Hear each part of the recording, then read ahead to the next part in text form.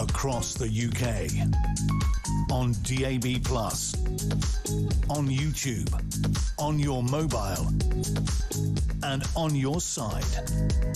This is Talk.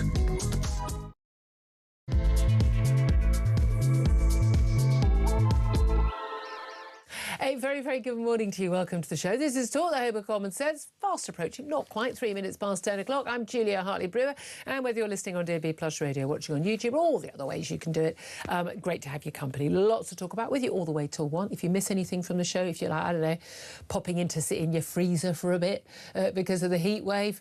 Fifth one, apparently, I don't remember a break between any of them, although it was marginally bearable for a few hours yesterday in the evening, wasn't it? But do go to my YouTube page, The Julia Hartley-Brewer Show, hit subscribe, and you never have to miss a thing. Coming up in this hour, we're going to be discussing Andy Burnham's call for middle-class families in middle-class areas to play their part by accepting asylum seeker accommodation near their homes. Except, do people who are working class, living in working class areas, or the poorest communities, as he says, did they accept asylum seeker accommodation near their homes, or was it just imposed on them and even on their own council, supposedly their local representatives? And remember, Andy Burnham feels very strongly, doesn't he, about local representation. Does he mean then, of course, that, you know, if we do object to it, then it doesn't actually happen? In which case, I'd like to object to the hotel near the end of my road, which houses asylum seekers, is no longer available to be used. Love to hear your thoughts on that, Andy Burnham, if you ever actually came on the show. Or did really more than a handful of media interviews, what with being, you know, busy being Prime Minister and all that. I'd love to hear your thoughts on that. Plus, 50 police chiefs have signed a letter demanding that Andy Burnham do everything possible to stop the early release of PC Andrew Harper's killers. I don't want Andrew Harper's killers out, but I also don't want the killers of anyone else out early. I would like all of them to serve their full sentences, not 2/3, let alone half, which is what's going to be allowed. But police chiefs are saying that these measures basically are going to sort of undermine people's confidence in the justice system. Police chiefs, you've already done that by failing to have anyone arrested for the last few years. Plus, we're going to be talking about Labour allowing a coalition of left-wing London councils to break the law and defy new guidance, which is the law on single-sex bases. So we're going to see a whole load of lawsuits on that, and bring them on is all I can say. Plus, we're going to be treated to the fullest solar eclipse since 1999 this evening. It's going to fall between just before 7 and 7:15. And it depends on where you live in the country, but basically don't look at the sun unless you've got those solar eclipse glasses, which basically no one's got because they were sold out about 2 weeks ago. So there's your public health warning for the day. Have a cocktail, it'll get dark, the birds will start singing, and then it'll get a bit light again. I think that's my husband's summary of the situation. He's not that excited, I've got to be honest. But we're going to be talking about all of that. And, oh, yes, and Restore's leader Rupert Lowe says that the pact with reform is off. There never was a pact with reform. There never was going to be. Conservative commentator. Morning. Good morning. Question to you, as you know, I know I say it every day, but you are welcome to call in on anything and everything you want, and you do. But in particular, I want to know your thoughts on Andy Burnham saying middle-class families must play their part, that's his word, play their part, and accept more asylum seekers near their homes. What's your reaction to that? 0344 499 1000 is the number to call. You can text on 87222, get in touch on X at talkTV. Calls are charged at the national rate, and text costs £1, standard network rate message. Benedict, what do you make of this? I mean, in a rare conversation with the media where it wasn't completely just, you know, a free, no free-for-all, obviously. He says, I do have to say that we cannot have a situation where it's only the poorest communities in the country that receive all of the dispersal of refugees and asylum seekers. I do believe all parts of the country need to work to play their part. It's a challenging issue. We're working at it. We understand people's concerns. He said he heard the concern about people being there on the doorstep in Makerfield. And he says, I hear what you say. I'll be completely focused on the issue of, you know, the boat crossings in the wake of that mega dinghy coming over. I say, I live in an area where prices ain't cheap. Nice leafy area. High Street's not so great, to be honest with you, but it's a nice area in North London. We've got a hotel of a major brand that was taken over about 21, 22 to be used for asylum seekers. No planning permission for that, I did note. I don't know the causation in terms of correlation. Virtually everyone I know who lives in the area has had attempted burglary or a burglary in the last few years, and all like us have lived there for 20 years and never had an issue before. I don't know if that's the link, but it's certainly something worth looking at. I think we're already doing our part. We've no longer got a hotel at the end of the road, which is actually quite useful. if we don't have spare rooms, if family come to stay, you can stay at the hotel top of the road, brilliant, can't do that anymore. The local amenity lost to people. Should middle class areas do their part? Yes, I think I'm looking forward to it. I think it's about time that Green and Lib Dem voting middle-class people started forming SS units when these people end up moving down the street. And we go away from, refugees are welcome here and nobody is illegal, to I'm going to put up the barriers and I'm going to have a machine gun outside of my window because they're coming down the road any minute now. Honestly, this is always the thing, isn't it? When it's working-class people who are affected, it can be swept under the rug. We've had an entire grooming gang scandal based off of that alone. But when it's Ottilie and Ophelia and Tarquin who are the ones who are getting shanked on their way to school or, molested, then people start to go, I say, that's not on. Normally it's the teachers that do that. None of this is allowed if you're just on the street. This is totally true. And I've been saying for years, and you're quite right in that, I've been saying for years, if these people were housed next door to Keir Starmer. I said years ago, or when he was Labour leader but not Prime Minister, and I'm doing his usual Labour lefty witterings on this. Andy Burnham hasn't really talked about a lot of these things because he was just Mayor of Manchester, didn't talk about this sort of stuff. But I used to say, we just need to buy up every single house in his street. Every single one but his, and make them all into houses of multiple occupancy. That would cost an awful lot of money. Oh, yeah, they're all like, a couple of million, aren't they? Although, as I said, a cleaner I know said, it was quite a mess, his house. Yeah, she thought they were quite poor, she said. She goes, everything was very tatty and messy, which I thought was, great little detail, but there we are. Yes. No, but this is the story I've told previously. No, but this is the thing. That's the left for you. Clean things, mend things. It'll be good for you. It's the left, and it's also members of the aristocracy. There's no in between. Posh. I was going to, but this is my point. This is my houses. point: is that when you get to the very top echelons of society, those that have made it, and those that have been there for a while. I clean the bath before people come over. I don't care. I'm proud of my roots. You're so middle class. I am lower middle class. Exactly. Lower class. You're firmly entrenched in the middle class. Lower middle class. I'm proud of it. No, but this is the thing. No, but if they had to actually live the consequences, these are the same people who say I don't have a problem with with mass legal immigration because it doesn't affect me. And they've got a lovely multicultural school. And I think what they mean is they've got a lot of other people who work as lawyers and doctors and things who happen to be of a different skin colour or nationality who are at their child's school, who all share the same values and educational levels and the like, as opposed to a load of kids turning up from some far-flung place who don't speak English, whose parents don't speak English, who've got no sodding intention of speaking English, don't care about any of these things. They don't live with the consequences of their choices. Thing is, this is the sort of thing, he says, and it can all sound very well and good, and people will nod along, but people are NIMBYs. It's like we all know we need nuclear power stations and reservoirs. Not in my backyard. Yeah, this is going to come back to haunt him. I would disagree with you on one thing. Lawyers do like illegal migrants because they're a great source of income. Actually, they do provide business. Not the city lawyers. Not those sorts. No, of the course lanyard not. Classes. Those ones prefer actual human rights abusers because they can represent them in The Hague. Exactly. It's a different sort of he's thing. also promised to change our tactics to tackle the gangs bringing migrants across the country. Again, people always act as if these migrants are like. Do you see them with a shotgun to their head being forced? Yeah. They're choosing to get on the boats. Supply and demand. They're all being exploited. Some of them are being exploited. An awful lot of them are not. The gangs, though, has turned into the bankers, the bonuses. It's just a catchphrase to say, these are the evil people, these are the problems, not us, the politicians who make the policy that have led to this situation. All the people who knowingly, illegally try to enter our country. Yeah. But it is fascinating because Nigel Farage yesterday saying Andy Burnham doesn't have the balls to stop the boats. I think we're quite right about that.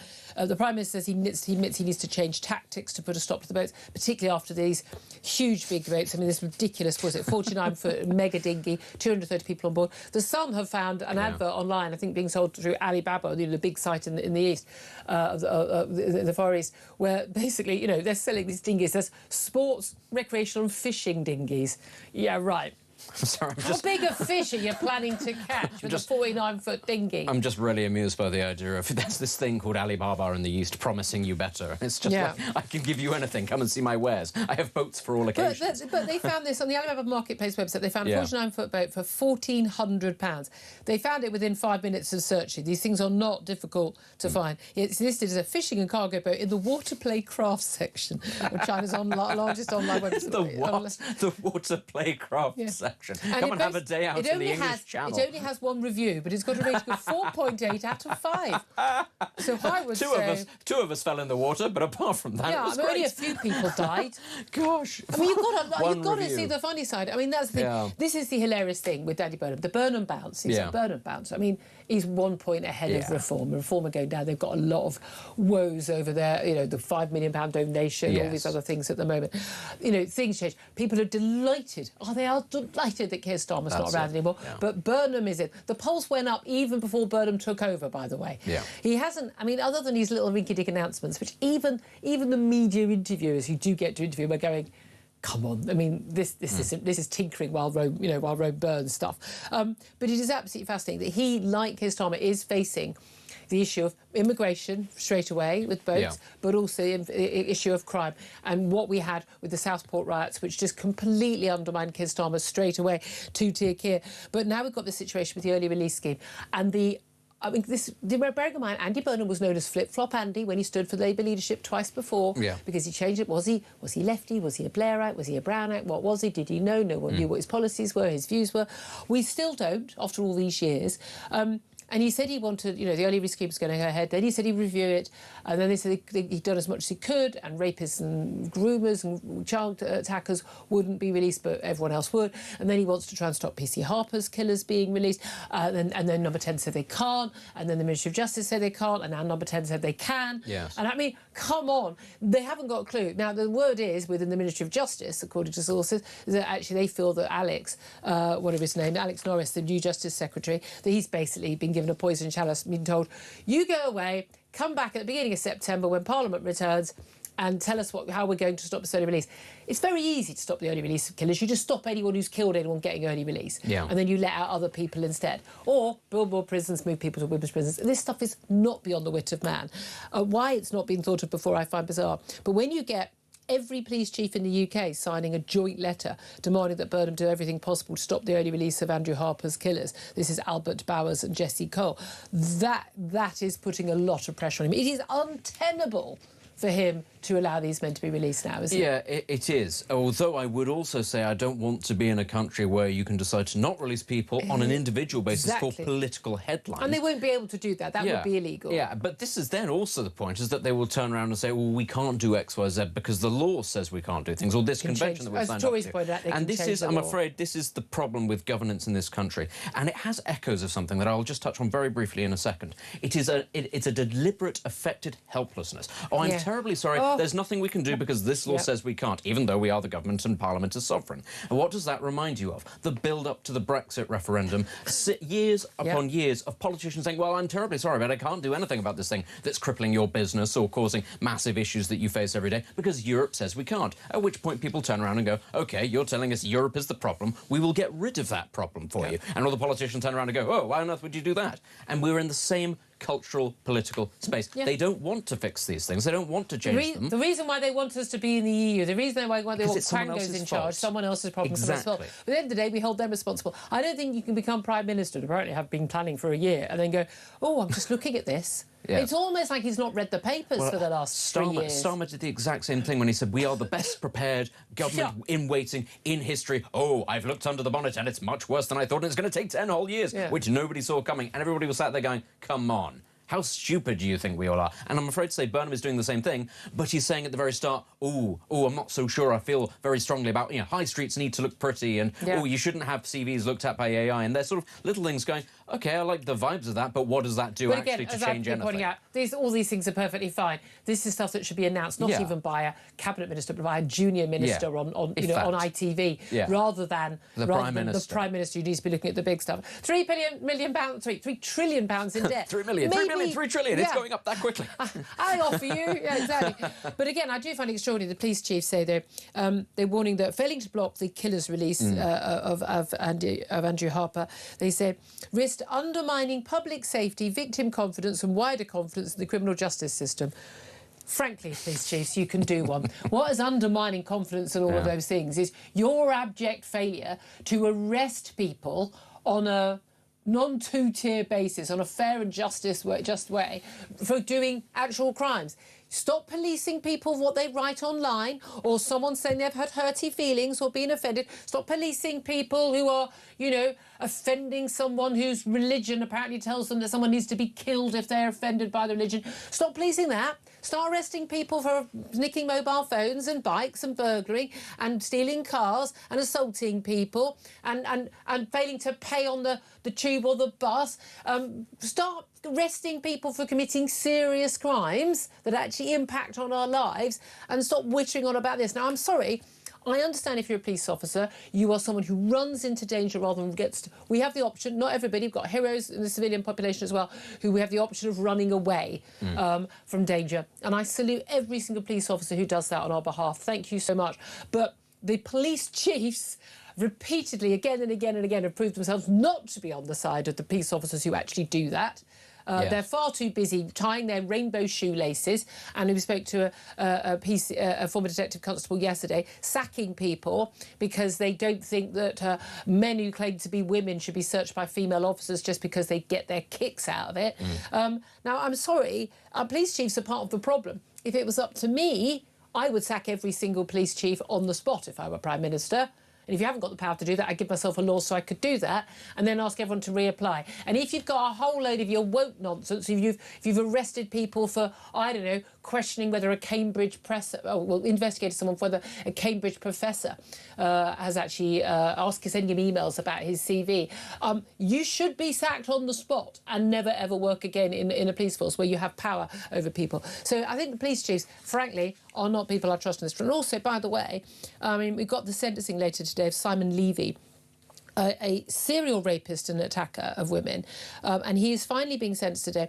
And this is a man who has just committed numerous attacks, numerous assaults, numerous rapes, chance after chance after chance after chance after chance. And he's gone in prison various times, he's been recalled to prison various times, but chance after chance to put him behind bars for a long period of time, failed. Rapes not properly investigated. And as we've seen, with the attack on Nigel Farage's home last year, a line of inquiry not followed up, being followed up now, which police are now linking with the murder of Anne Widdecombe. You know, abject failure. Anything that I've been involved with that involved the police, total and abject failure to do anything resembling proper investigation of anything. Yeah. And I'm sorry, I really think, you know, that they are over egging the pudding on this one. Let's also talk about, we mentioned like that Burnham bounce, Labour on 24 points, Reform on 22, Tories on 21, Greens down to 12, Lib Dems on 11, both Greens far too high if you ask me. But I mean, there's talk about this, like, could he call an early election, a snap election? I literally don't even think this is on the cards. You don't call an election when you've got a pollie within the polling margin error. Yeah, I thought that there was a moment in which he could have done it, and actually there would have been some positivity about that. He's been in office for 3 weeks. When but this is the problem. Well, no, right at the start, actually, is when he should have done it. The exact moment that Nigel Farage was wavering and deciding, oh, what am I going to do? And the exact moment that the Greens were, in fact, plummeting like a stone because people had realised what Polanski says when he comes out of his mouth. The issue with all of this is, of course, that Burnham has come in without a plan, and now after a couple of weeks it's very clear to everybody that he doesn't have a plan. The issue was always, though, if he didn't have a plan, the longer he held off not having one, the more obvious it becomes, the less likely it is that he wins an election at any point. In a general election, you actually have to put yourself forward for scrutiny and have a manifesto. You do. And then you have a plan, and as soon as you have a plan to governors to choose, you have to make decisions and you have to offer policies. And what the Labour MPs want and what the vast majority of people in this country want are not the same thing. That's true, but ultimately there was a very, very brief window in which actually simply saying, I'm giving you the choice, I think would have been enough to actually get him over the line. No, you're saying that now with the benefit... You're saying that now with the benefit... But not after a 6-week general election campaign. But you're saying that now with the benefit of hindsight. No, and what I said it then and I said it... No, you're saying that with the benefit of hindsight. You're saying that 3 weeks in. It would have been... The vibes, I'm afraid to say, were very different 3 weeks ago, and what I would then say is it would have absolutely, I think, focused minds within the Labour Party. I said before he came into office that he would have a bounce out, and it wouldn't last because he hasn't got a plan. And he's just Keir Starmer in a black T-shirt with better taste in music. I don't think that he is Keir Starmer. I don't think he's very similar to him at all. No, in terms of he hasn't got a plan. Oh, in terms of he hasn't got a plan, yeah. But I do He's think... not sneering... On a fundamental level, and I'm sorry, because actually this isn't why people should elect Prime Ministers. Actually, I think he is a lot more... He comes across as a lot more human. And yes, actually, and he is. I think he's a nice bloke. Genuinely, I think people would be a lot more forgiving. I don't want to go to the pub with the Prime Minister, whoever they are. I want someone who can run the country well. Well, that's fine. I'm old-fashioned like that. That's fine, but you are you. I don't feel the need to like a politician to vote for them. But you are you. The majority of the public actually do not think that way, well, which is partly why we get what we deserve. And if you want your country to go down the tube, finally, you're agreeing with me, and I've been saying this for years. Actually, you get the country you deserve. Oh, no, listen here, voters. No, I've been saying for years, we get the politicians we deserve. Yeah. When you insist on politicians telling you can have everything you want and someone else will pay for it, I completely agree with that. Then you get the politicians you deserve. I completely agree with that. And until we start voting for politicians, you say times are going to be very, very... Until we start electing the Millets, the people who go, this is going to cost a lot of money, it's going to be very, very tough for a few years, but we're going to do the right thing to get our country back on track. Until we start voting for those people, and I would love to have a politician who do that, the thing is the British people are not there yet. One of the reasons why I wanted a Labour government is, A, the Tories needed to be punished because they did not do what they said they were going to do, and 2, I knew that the Labour government, under Keir Starmer and whoever it was going to be terrible. And I thought the British people, and I'm someone who used to vote Labour, OK, but I thought it was time that the British people had a very good little lesson into... And I could see myself voting Labour on other occasions, depending on what the policies were and who the leader was. I'm not party political on that front. But this current Labour Party, I knew they would be so bad, I thought the country needed to have a little lesson of how bad it could be, and it would force sanity back into the other parties. Where are the Tories currently polling? You just read out all the polls. Where are they currently polling? They're just like 1 point behind Reform, 21. What does that say about whether or not the British public have learnt the lesson about voting Conservative? Have they truly forgotten? I mean, you could say... No, it is not. It's not a different party. It is not. Yeah, that's the point. It's all about Kemi Badenoch. And again, because it's all about vibes. It's not actually about the party or their offerings. People have forgotten what this particular group of people have inflicted on this country. And it's not, I'm not going to sit here and go, oh, the evil Tories. I'm talking about the ineptitude. They're the same people. I'm sorry. It's the same party. No, and again, well, some of those same people are now in the Reform Party. They're now in Reform, yes. We're told there's not going to be a deal. Restore's leader, Rupert, I mean, goodness me, he's getting a lot of headlines these days, isn't he? Yes, he is. But he's basically saying that there's not going to be a deal. I mean, there wasn't going to be a deal. No, there wasn't. He's put at 7:20 this morning, he said that a pact with Restore Britain is off. Reform UK, has said that pact with Restore Britain is off. He's saying, I'm not getting into the personality differences of it all. I can't be bothered, says Rupert Lowe. We made our offer. A genuine attempt was made, all public. It was based on policy. I didn't particularly enjoy doing it, but I tried because I thought it was the right thing to do. If Reform want to discuss policy, not personality, then they know where to find me.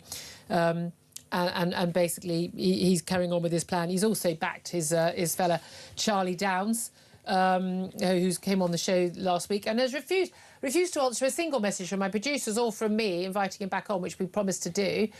He said, and he checked afterwards, does she really mean it? Which she said she wants me to come on again so we can talk about it in more detail. Yeah, I do. I don't say things I don't mean. And then he hasn't actually responded to our messages. So the messages have gone out. I don't know if Rupert's banned you from coming on. Rupert seems to be busy every time we call him. I think we bid for him at least once a week, and he doesn't appear on. I don't know why that is, but there we are. But that deal was never going to happen. No, of course not. And, I mean...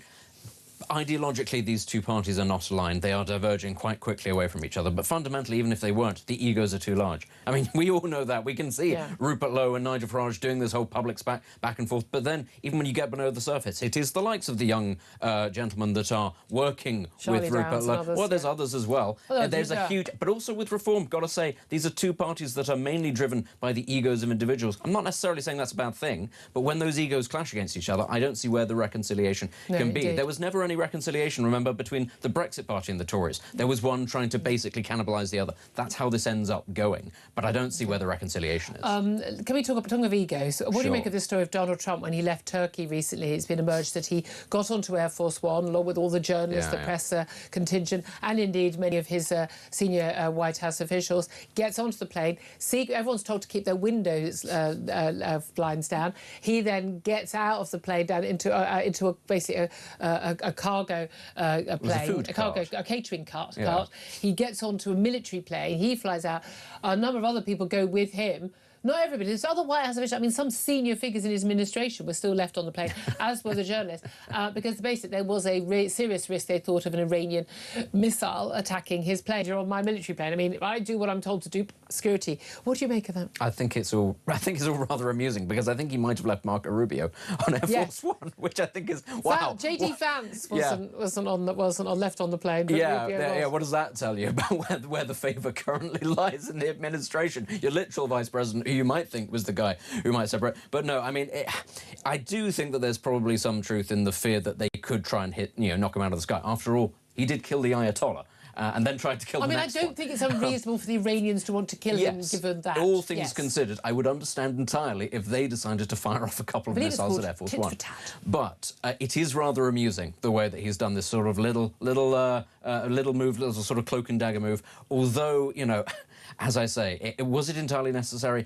I'm not sure that it was entirely likely that the Iranians, they might have given it a go, but would they have succeeded? That's the key thing. And we're talking about the number of interceptor missiles. If I was one of the journalists, I'd be going, oh, gee, thanks. I mean, what I would say is that the United States has an awful lot of interceptors around Isolde, the airbase there. But are you going to take that? Oh, you're going to take that risk? I mean, come on. Anyway, well, we'll talk about Donald Trump a bit later and his inability to obey the simple rules of not looking at the sun during the eclipse. We'll talk about that a bit later as well with our favourite space boffin, Andy Lound. Up next, we're going to take your calls. So 0344 499 1000 is the number to get in touch on anything and everything you want to talk about. A lot of you want to talk about middle classes doing their bit, playing their part, taking asylum seekers and basically foreign fighting age men into their local communities. Not, I think we get a choice, but also the big boats and all of that combined. Give us a call, 0344 499 1000. This is Talk.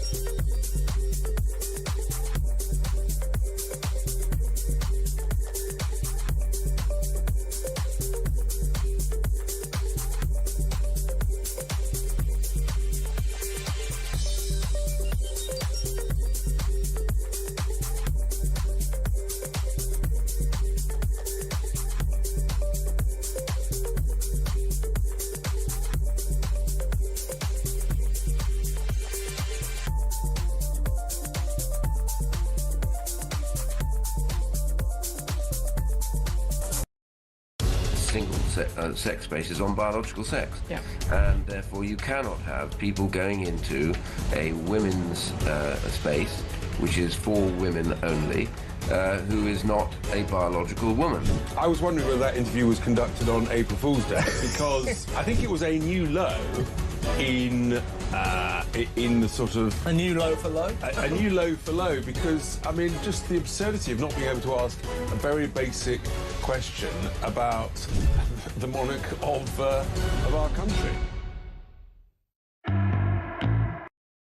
Across the UK, on DAB+, on YouTube, on your mobile, and on your side. This is Talk. Very good morning. Welcome back to the show. 10:30 is the time. Coming up very soon, we're going to be talking to your favourite of mine, James Matthewson. Hold on to your hats, folks. First, let's get your calls about, middle classes being told they need to do their part in taking in asylum seekers in their local areas. Matthew's in Warrington. Matthew, what do you want to say about that? Oh, hasn't the middle class... Matthew, my darling, I can barely hear you. Are you talking into your phone? Are you on speakerphone or...? I'm on headphones. I'm normally quite good. Hang on. That's a bit better. Just... Hello. Is that any better for That's you? a bit better. At least I can hear you now. Yeah, I do apologise. No worries. Burnham, it's not in his DNA to stop people coming in. And Middle England have been getting immigrants now for at least 18 months. That's why it's so publicly known, because the poorer areas have been getting it for years. Yeah. There's no more room in the inn, so it's now pushing out into sunny Gloucester and Surrey and Essex. And lovely little rural areas, rural villages, And, you know, you have a nice park, and all of a sudden there's 30, 40 young men in the park or down the high streets with the vape shops. And now the noise is being made because they're the people with who do the vote. You know, the Labour Party will never, ever stop bringing immigrants, and it's just they don't do it. The only way they might do it if it was a Jewish problem and they were leaving Palestine, and then maybe we'd see if they'd stop the votes then, because we all know how they feel about the Jewish sector. But it's just never ever going to happen. And I'm glad he's in, because it's showing the country that whoever you put in front of that ship, they're always going to steer it in the wrong direction because they're clueless. All these MPs, they're going to be out of jobs in 2-3 years' time. So now they're just going to they've got advisors telling them that, oh, it's okay, this is the way to go. And these advisors have never been in the real world. They're not walking down your high street. They're not walking past our schools. They've all lived in universities, and they've gone to streets in universities, straight into Parliament, and they do not know what's going on in our streets. You know, you see it on Instagram, what's going on in Scotland and Northern Ireland. They've had enough. When did you think the IRA and the Ulster boys have joined forces? I mean, that was fascinating over the weekend. The fact that, in the new IRAs, they call themselves basically saying, we're going to basically get rid of these people ourselves. I mean, that's very scary. But I imagine they'll do a rather better job than the authorities in the mainland Britain. Well, they will do, but we don't want that. We don't want vigilantes. We just want what they're doing right. All them on that boat was £25 million. Yet we can't afford to sort our NHS out. Everything's stemming on immigration because. Well, no, I mean, I don't think it's everything. I don't think if we'd stopped the boats that everything would suddenly be solved. But it's one of the big problems that does need to be solved. No, but we rammed to the rafters. Our NHS is rammed. Our schools are rammed. Our housing, our young people can't get on the housing market. HMOs.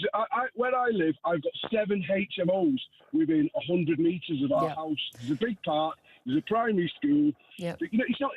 They might be just working, but even there's nowhere to park. There's no cars. But also, they don't look after. We find with the HMOs in my street, they don't look. We've got lovely street. I'm going, why the hell are they being moved into that street? And you just think, they don't look after. There's rubbish everywhere. They dump stuff. They just don't look after the street in the same way that people who who own their home or rent as a family look after it, and that does have an impact on the local people.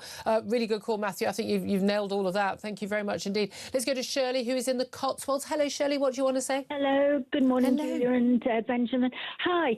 The thing, Andy Burnham is just a complete joke, telling us we've got to play our part. Who is actually paying for these people to live in these wealthy areas that many of us couldn't afford to live in ourselves? He's going to tank the housing market and be under no illusions. Angela Rayner is behind this, because does anyone remember when she called it the Project Scatter? It's enforced integration. They are forcing integration onto us. These people aren't integrating with us. Well, they're not. But if they're living next door, what choice do we have? And as you've said, I have got friends who've lived in properties for 30-odd years, and now they have got people from different culture living next door to them who hang around the garden with all their friends, smoking, throwing rubbish around. The whole area has completely changed. And you know what? Can you imagine the criminals around the world now? The chat will be, hey, guys, we can all go to the UK and live in the best lux areas. And it's all for free. Yeah, well, exactly. Remember when they're all in 4-star hotels and then they moved, then they couldn't be in 4-star, they go in 3-star hotels. And now we're told a bunch of hotels in, I think a whole bunch of them have been closed. I think 13 more have been closed. One of them was, the Metropolitan... The Metropole Hotel in Blackpool used to stay in that for party conferences, for goodness sake. That's where that's often where the Tories and the Labour Party would stay. I mean, for goodness sake, the idea that people are being put up in these fancier hotels is absurd. Shirley, thank you very much indeed for that. We're going to take a quick break. Then we're going to be talking to former Labour Party spokesman, very much not a Labour Party spokesman anymore, James Mathewson. This is Talk.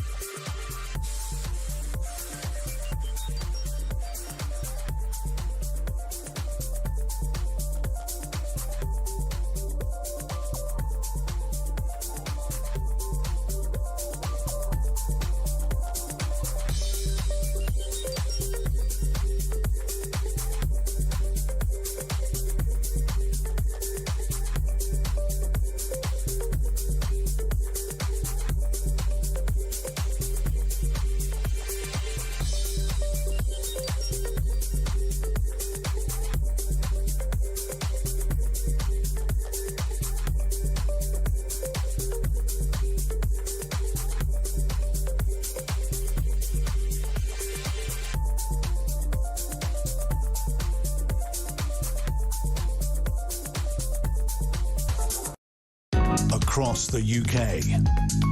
On DAB+, on YouTube, on your mobile, and on your side. This is Talk. This is Talk. I'm Julia Hartley-Brewer. Let's go straight to my next guest, James Mathewson. He's a former Labour Party spokesman, no longer in the Labour Party, and now left-wing commentator, and joins us. Very good morning to you, James. Morning, Julia. Thank you for joining us. What do you make of Andy Burnham saying that middle-class people, middle-class families in their areas need to play their part, in his words, by accepting asylum seeker accommodation in their areas? Do you think he's right? I think it's really interesting, the kind of outrage that it's sparked, which is undoubtedly going to happen, because I think whenever we talk about class, regardless of what the issue is we're talking about, in Britain, it upsets a lot of people. But I think it is an interesting argument from Andy Burnham, because, you know, those people in working class communities who, as one of your callers said, have kind of faced the calls for integration, they've faced calls from a lot of lefties who are quite snobby in places like London, you know, the kind of Islington set, had them look down their nose at for years without even having the honest conversation about why people like me are pro-migration as opposed to anti-migration. And those conversations haven't taken place. So there has been this kind of separation between what is deemed to be working class and middle class communities for a long time. Whether this is the right argument to say you need to pull your weight more or that those communities need to be burdened less, I don't know. But I do think it is interesting, because class is something we are still very much scared I don't think this is an issue about class. This is basically if you've worked hard, or you're lucky, you've been brought up in a nicer area, you're probably less likely to have the cheap accommodation, the HMOs, the flats available, the high streets where there are places where these people are being put. You've not had to bear the full brunt of it. And he's basically saying we all need to share the burden. We need to accept. Why interesting is the word accept. Except people in working class areas haven't accepted. They've had it imposed on them. Even often when their local councils have opposed it. I mean, some councils want to sort of have more because they think for some reason this is a good thing for their local communities. But most councils have opposed it, and yet they've had them anyway. I thought this was a Prime Minister who cared about devolution and bringing power back to local people and local councils, but apparently not. Well, it is an interesting kind of situation, because you're right. You know, those working class communities that are economically disadvantaged, post-industrial communities a lot of the time, you know, have been the areas where the Home Office has been able to secure available properties, but also relatively cheap properties, which is where before the situation of the hotels, which everyone seems to have been outraged about, was before where asylum seekers were being temporarily but they weren't temporarily housed. I mean, my local hotel near the top of my road is a 10-minute walk away, and I live in a nice area. That hotel has been used for 4 years. It's not temporary. Yeah, but not for the same people. The issue is, Julia, how do you know? The issue we've talked about. Where do you think they've gone? How do you know? How do you know? How do you know? 4 years isn't temporary. How do you know that the same people are in there still? Because the issue is that those people need to have their claims assessed. And if it's taken that long to assess their claims, that's the problem. But their claims get assessed. Now, they don't want to stay in the shabby, rundown, former nice hotel, as you've said, it's not shabby. Used to be, right? But no, seriously. I've put family members up there. It's about cost of income. You know, the owners of these places are only taking asylum contracts because they cannot fill their rooms otherwise. So it's those rooms that are the problem. Those accommodations are the problem. Now, people don't like those hotels. They liked even less the houses that people were put in. And that's the issue, is that where do you... No, but the Tory government and then the Labour government saying... We're moving people out of the hotels because basically they're a focus for people's anger. Move them into local bedsits. People won't know where they are. In fact, that's not the solution. Move them into local army barracks. Well, that's not the solution if they can still just wander into the local village. Can I come back to something you said earlier? Because you said you're pro-migration. What do you mean by I'm pro-migration? Because we are talking about people illegally entering the country on rubber dinghies, sometimes, 49 foot long, as we saw over the weekend. Now, you see, I'm somebody who believes in our responsibility as a nation. So when it comes to asylum, we have, people have the right to claim asylum. Now, for a fact, because we've talked about this many times, my issue comes when that assessment needs to be done, how quickly the assessment is done. We had 15 years of Tory austerity that stripped the Home Office of its resources. So it wasn't even able to do its basic functions. That's the problem. Now, I've got a mate whose girlfriend, right, from South America, he's Northern Irish, you know, trying to get all of their visa paperwork and all this. It's been 2.5 years now, Julia. That's ridiculous. You know, we are failing as a nation because of that. And this is an issue that stems from that. My issue is not with the small boats. My issue is not with those arrivals.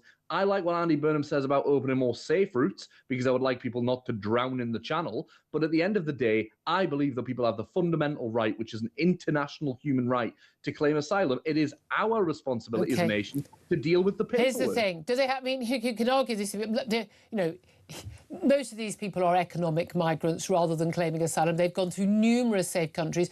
If they are fleeing a country that is war-torn, the vast majority of their fellow countrymen and women are living in the countries nearby. I don't know why these people are suddenly so much more deserving of asylum in Britain than in, say, you know, Sudan or Mauritania or wherever.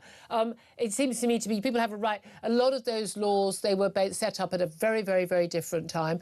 I don't believe that people do have a right to just pick and choose. Oh, I think this is where I'll live now. I think I'm just going to live, I'm going to move to the other side of the world and I'm just going to want to live here because I live in a basket case country. I don't think that we have a duty to the rest of the world to take in every single person who's got a bad life. I'm afraid it's only going to get worse, Julia. So we need to seriously ask ourselves, what do we want? Well, from our values, really, because that's where we're saying.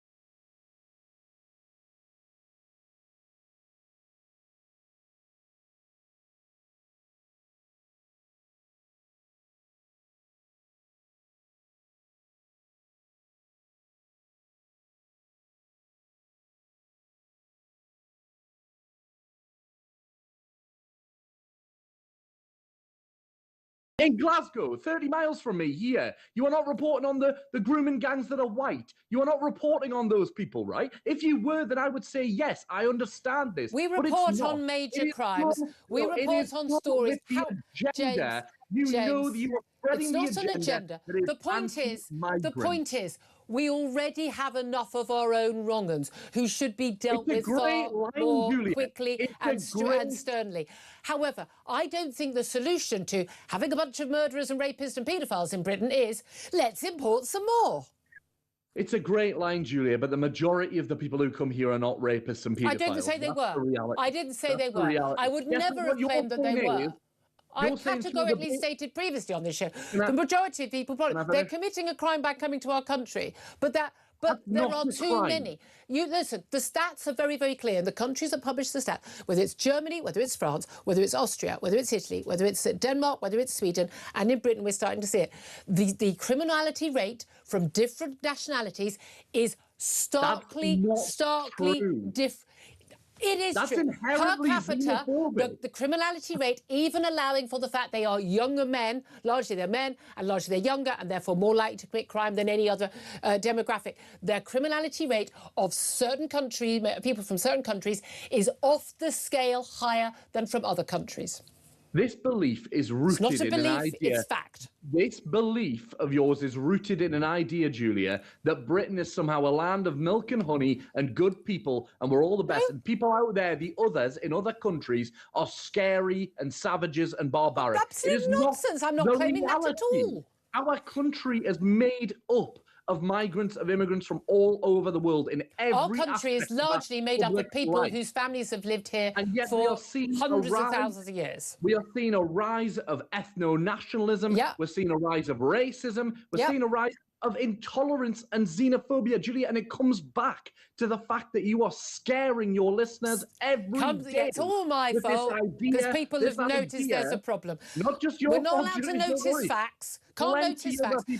James, if you're under the illusion that the risk of somebody coming from a country where they have high levels of criminality, very, very little concern for the rights of children or women or gay people, that those people are not a bigger threat to people in this country than people coming from countries which do have similar values to us, I think you're living in cloud cuckoo land.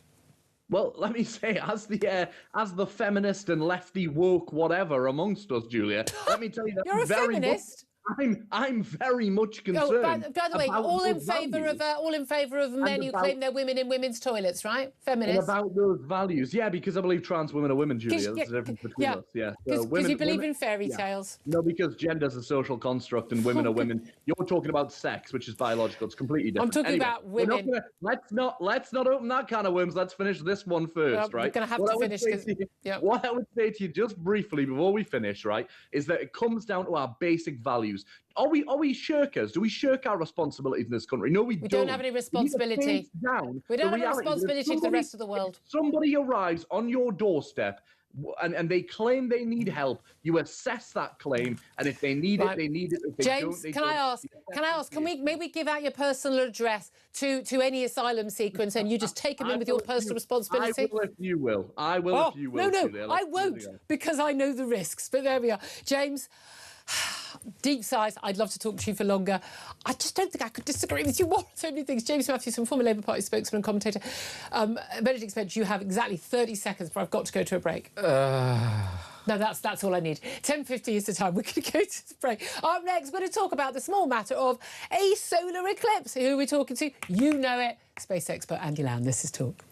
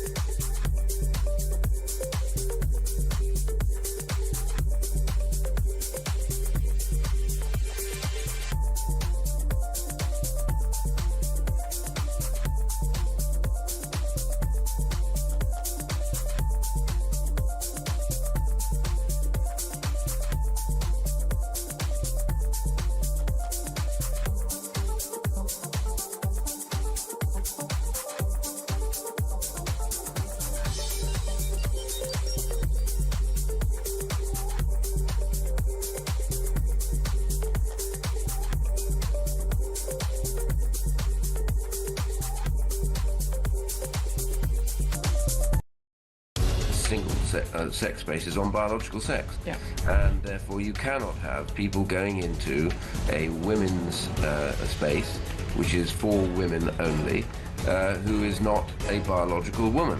I was wondering whether that interview was conducted on April Fool's Day, because I think it was a new low in the sort of... A new low for low? A new low for low, because, I mean, just the absurdity of not being able to ask a very basic question about the monarch of our country.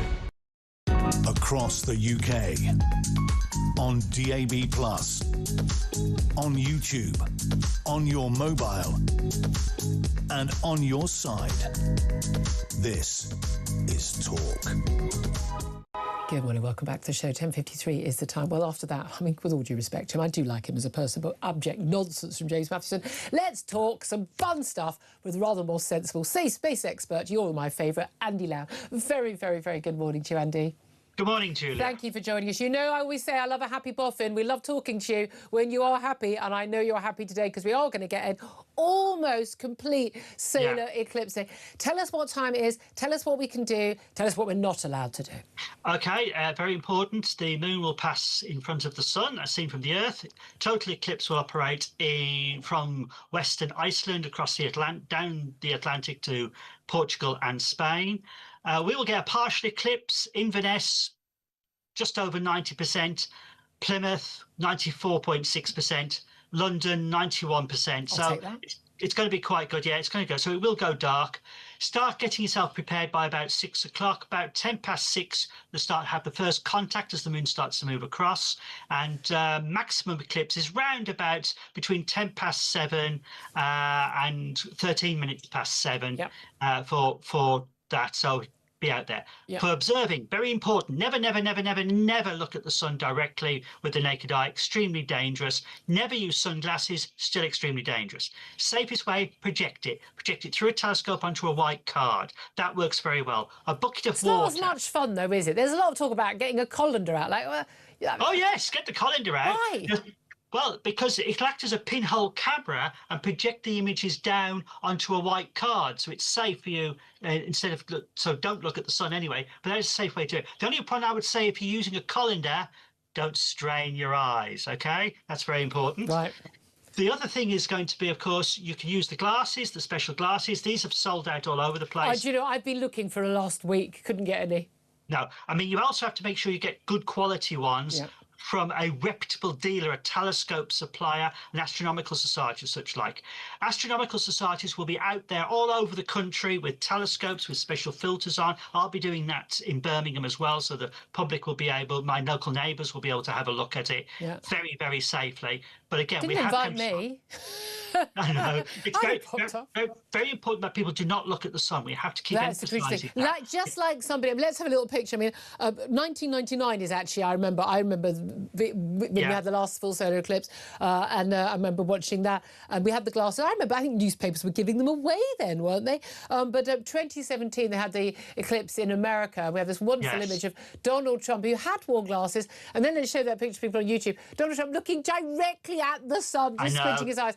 Now, people will think, if I've got good quality sunglasses, I'm just squinting, I'm looking for a second, you can still do permanent damage. Absolutely. And even with the special glasses, you don't constantly look at it. You take a look for a period of time, then you look down, wait, then take another look for a few seconds. OK. So those warnings are genuinely serious. Now, this is the thing. Look, I've got to be honest. In my household, very big difference of opinion on this. I'm like, right, OK, the last couple of nights I put an alarm on to check, where is the sun at 6 p.m. at our garden? We face in the west. Yeah, I know that bit. Like, where is it in terms of the trees? I know that bit. I lived there 20 years. Yeah, well, I was practicing. But I was literally like going, so around 7:15, has it passed the trees or not? I think we might miss the crucial point. I might have to go out in the street. However, I've said to the family, right, 6 o'clock in the garden, everybody, glass of wine, we'll watch it. My husband's like, great, we're just going to sit minute, though. It's going to get a bit dark, get a bit light again. Some people aren't excited about this, but do we learn anything from these eclipses? Well, yes, we do. We'll be monitoring the atmosphere for temperature drops,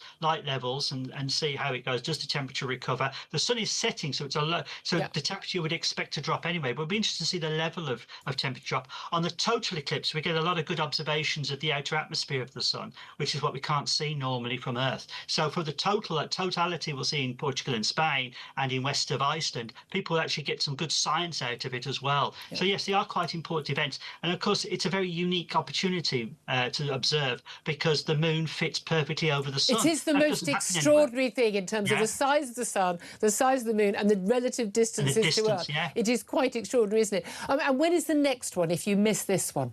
Well, there's another total eclipse in Spain late August next year as well, so you can go to Spain and see that. But we won't see as good a partial as this again for an awful long period of time till I think it's about 2081 or something like that. So most of our lifetimes we won't see another one. So if you're going to see one, you're going to have to see it today. You have to travel otherwise, yeah. Okay, Andy Lown, space expert. You enjoy it tonight. Thank you. Send us some of the pictures from the telescope. Thank you very much. Benedict Spence, are you excited about things like this? I very much so. I'm going to get in touch with my inner Neanderthal, seeing what they would have seen thousands of years ago by pointing at it and going, whoa, and then I'm going to go blind. You do that with planes, though, I don't do that with planes. I don't, helicopters maybe. You can come round mine and sit looking at trees while it gets a bit dark.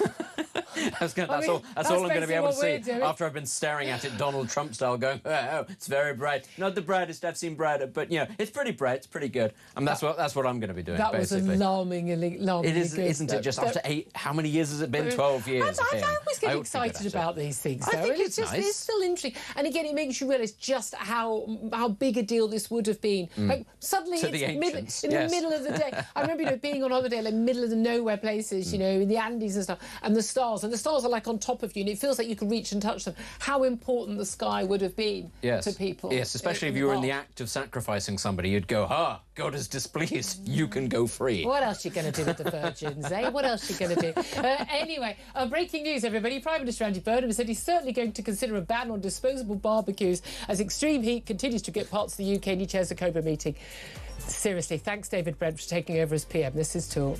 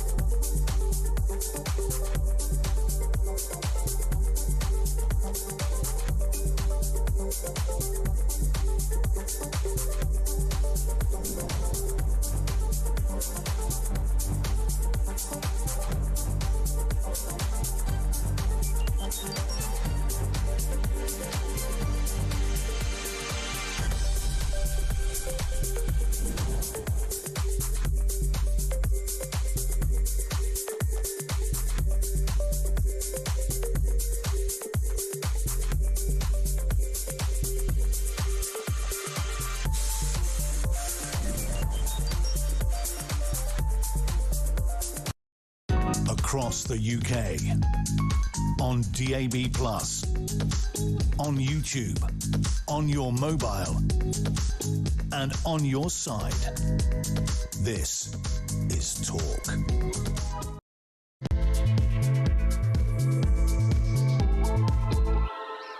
A very, very good morning. This is Talk, the home of common sense, fast approaching 3 minutes past 11. I'm Julia Hartley-Brewer, and whether you're listening on DAB Plus Radio or watching on YouTube or all the other ways of listening and watching, great to have your company. If you missed anything from the last hour, my goodness, you wish you hadn't missed James Mathewson, our left-wing guest, and with all due respect, James, spouting a lot of abject nonsense. But anyway, I think it's probably... I think an awful lot of things going on in the country are my fault. I think that was a fair summary of the conversation. But don't forget, you can go and see what those interviews are on my YouTube page, the Julia Hartley-Brewer Show. Here, subscribe, and you don't have to miss a thing. Coming up, we are going to discuss Andy Burnham's call for middle-class families to play their part in accepting asylum seeker accommodation near their homes, as if working-class families in poorer areas basically accepted it. No, they didn't. On the contrary, they didn't want them either. So who gets the choice? 50 police chiefs, all police chiefs, have signed a letter demanding that Andy Burnham do everything possible to stop the early release of PC Andrew Parker's killers as due early next year. Andy Burnham's been chairing a Cobra meeting to discuss extreme heat. But not discussing the crisis in the Channel, interestingly. And he has announced, as you've just been hearing in the news, that he is certainly going to consider a ban on disposable barbecues as extreme heat continues to grip parts of the UK. Quite extraordinary, just quite extraordinary that these are the things, the little tinkery things that he is concerned about. So we're going to be talking about all of that as well. And, of course, defence chiefs under pressure to reboot communication channels with Moscow amid fears of a misunderstanding at sea. What with all those dodgy Russian boats coming in and probing our cables and the like, could trigger a wider conflict. All that coming up. Delighted to say that Benedict Spence, Conservative commentator, is joining me still and making me snigger in the breaks too much. Trying to read some of this whilst trying not to smile.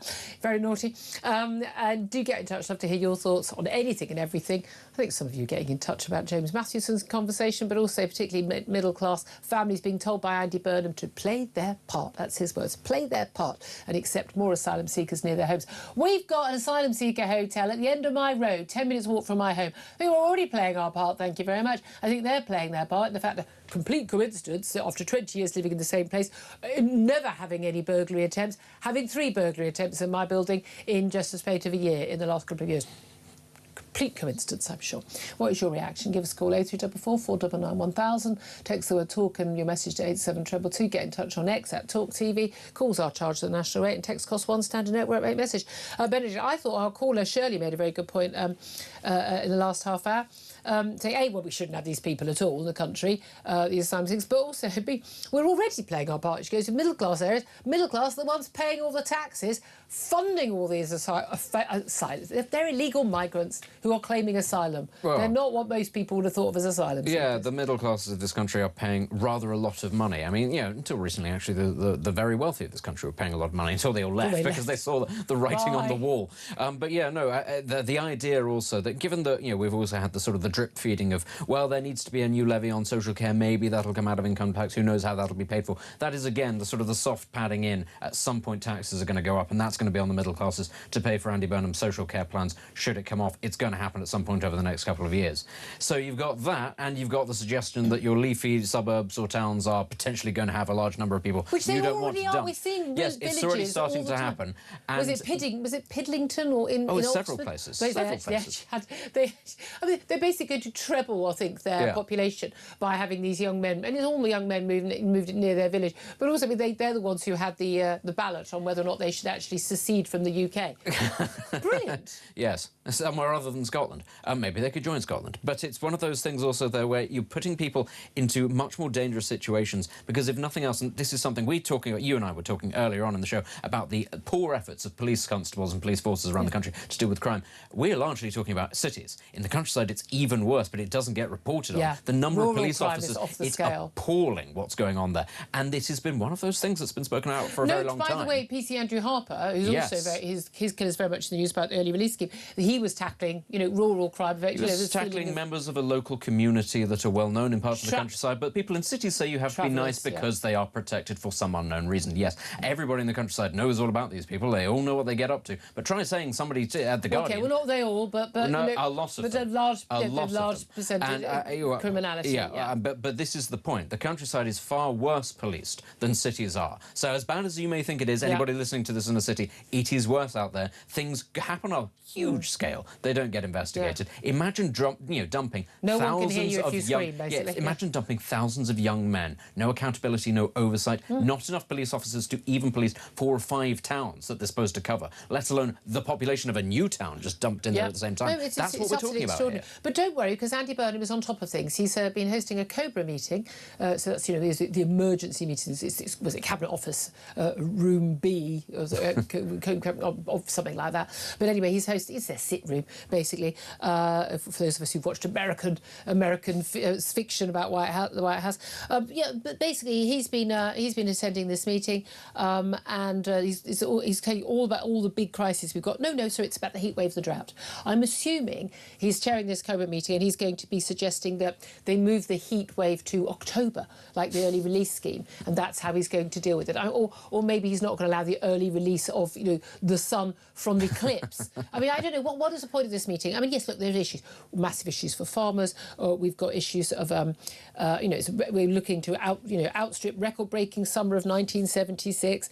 As somebody who was living as a kid in the Midwest of America then, when it was, I don't know what that is in Celsius, but it was every single day from about April till September, it was 120 Fahrenheit minimum in the shade. I can assure you, there were worse heat waves than Britain got that year.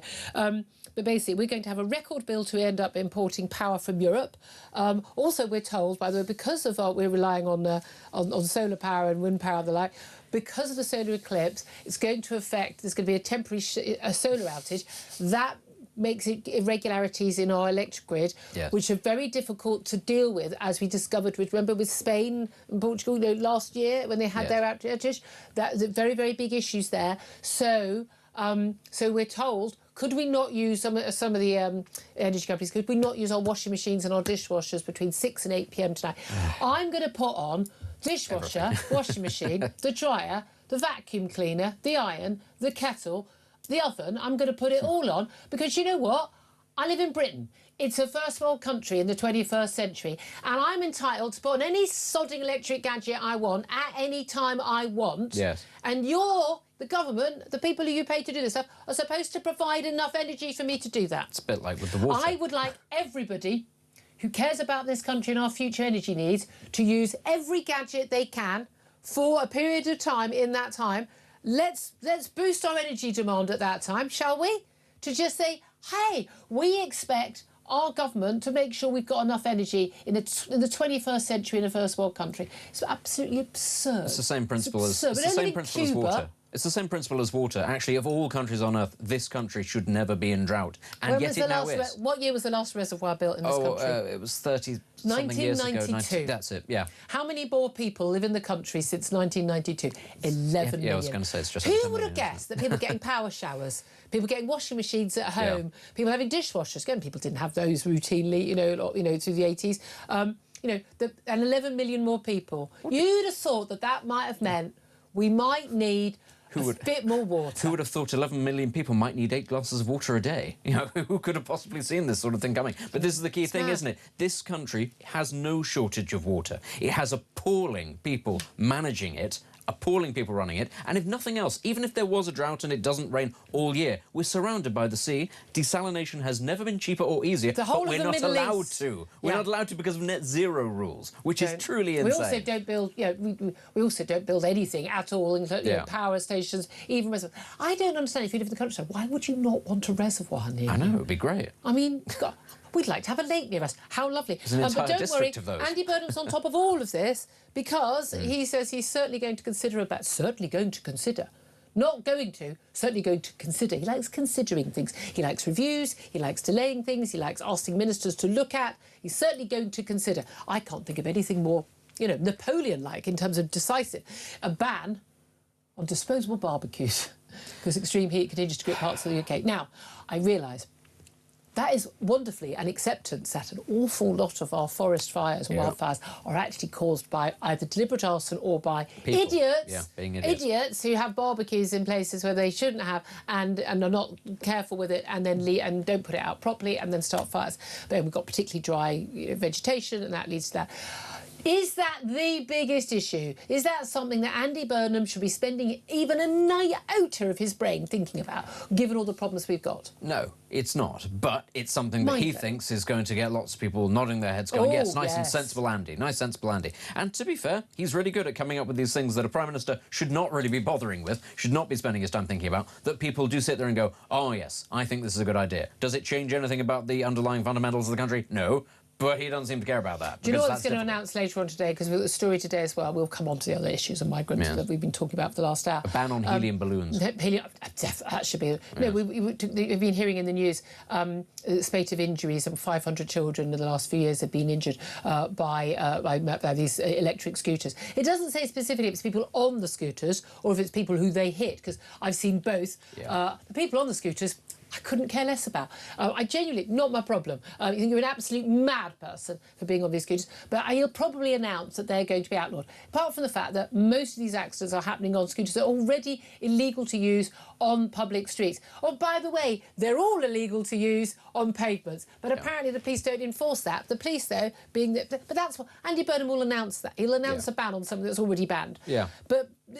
I was nearly hit by one of those scooters yesterday. And listen, I'm not one who wishes death on people. I should have aimed better. Yeah, I'm not somebody who wishes death on people, but Darwinism is a fabulous thing, and I really do hope that it levels out that part of the population at some point. Because then I might get you a job, Julie. I'm absolutely serious. I mean, the number of cyclists, lunatic cyclists, who just you shout at them and they go off and they always get hit by a bus. And I'm thinking, how upset would I be if they did get... I'm not pushing anybody. I'm not insane. I'm not going to damage anybody or hurt anybody deliberately. If people want to be that reckless with their own lives, fine. Just don't involve me in it. Don't be reckless with my life or anyone else's. But here's the thing. The police don't enforce laws. And yet we've got 50 police chiefs who are suddenly caring about someone not being behind bars who should be behind bars. Pity they don't care about the people who stole my bag or stole your mobile phone or stole someone's bike or, all these other people. Or indeed... I mean, this guy Levy, who is going to be sentenced today, who's been, in and out of courts, police doing virtually nothing often to actually stop this man from actually committing more crimes, despite being a absolutely, horrific serial rapist and attacker. But the police finally care because it's killing one of their own. And these are the two of the three killers of PC Andrew Harper. They've written a joint letter saying that the Prime Minister must do everything possible to stop these men being released. Now, they could stop... The Prime Minister has passed this on to Alex Norris's Justice Secretary. And basically, word is that the Ministry of Justice, look, he's now got the poison chalice. It is not remotely difficult for them to stop the release of a few hundred of the 900 people who've been convicted of manslaughter, thereby including the killers of Andrew Harper in that list of people. You don't need to change the law. They could change the law. Tories at Reform said they'd help them. They'd be able to change the law. There's no issue there. But they don't need to. They could just keep that category out, the same way he stopped rapists and groomers and child rapists from being released. Yes. There's nothing complicated about this. There are plenty of other people they could remove, they could move, etc., etc., other people that could be released. But I find it a bit rich for police chiefs when they've said extraordinary, they warn that failing to block the killer's release, they don't seem to be caring about any other victims or families of people who've been killed, their killers being released. Failure to block that release, they say, undermining public safety, victim confidence and wider confidence in the criminal justice system. No, you did that already, police chiefs. You are the problem. Abject failure. Numerous police officers who never arrest a single person in a year in numerous police forces, but they are busy, giving people wagging fingers and visiting journalists at their doors, saying don't send emails to a professor who may have lied about his qualifications to get into Cambridge University as a professor, or to journalists for a tweet, or for people making inquiries that are completely legitimate, or posting completely legal views. The police are part of the problem here. Yeah, they are. And specifically on the subject of the killers of PC Andrew Harper, I think it should not be the case that politicians should consider keeping individuals, named individuals, behind bars for headlines. The rule should be that everybody guilty of this crime should not be being let out early. Not, oh, well, we'll let out 98% of them, but these two particular bad boys, they'll stay. The ones whose widow and mother, who are incredibly sympathetic, I mean, God, I feel for them every single day, and I don't want these people released. But it can't be, and even the rapists, the child killers, is only because a lot of women were being interviewed by the media. Again, he is making policy based on what is the most heart-wrenching clip on the telly this week. Again, two-tier justice. Now, this might be about people that we don't care about. What does that tell you, though? That they do it based on what they consider to be the most expedient headlines. That's the same thing as actually how it is that some different communities get policed differently to others, and why some crimes don't get investigated the same. It's all about the perspective, and that's exactly what this is. So you can't then turn around and say, you can't turn around and say, oh, there's no two-tier policing, and then go, oh, but we are going to keep these two people maybe in prison but let everybody else out because of their headlines. That's not acceptable. It's just ridiculous, isn't it? I mean, we've also got the situation where the Chief Inspector of Probation has warned that early release of thousands of prisoners could lead to serious crimes, I mean, including up to murder. We had that vote, we talked about it on the show in the morning. In the afternoon, we got the release of that vote by a probation officer. It's indicative they're going to have an actual ballot. But over 90% of people who took part, who were probation officers, said they would go on strike. That would be around the time that a lot of these people will be coming out. They're already massively overworked, massively inexperienced. They lost lots of people years ago, and people are much less experienced. Rather naive people who are already completely under-resourced and have far too many people to keep tabs on. And they're not keeping tabs on people. People are getting a slap on the wrist for breaching their tag orders. Only when they commit another crime they're going back to jail. But we've found in the last few years 50,000 people have been recalled who've been given early release.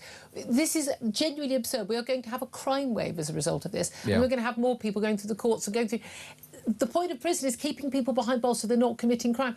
This is all such an abject failure. And this is the first big test of Andy Burnham and his premiership. And he is failing it, I mean, outrageously. A lot of problems could actually be solved by building more prisons, having more prison spaces, very quickly. And Nightingale prisons, properly staffing them with, with probation. No, not probation officers. Sorry, prison officers who have passed, shall we say, some slightly more stringent, officers, or ex-military or whatever it might be. People who are not going to be shepherding drugs into the prison because that's more financially expedient, and who also are not going to start having affairs with inmates, which is happening a lot. Having affairs with we are getting to a point where we will have to say, actually, I'm not sure there should be female prison officers in men's prisons because it's happening too often. And people will, of course, say, well, it's not all of them.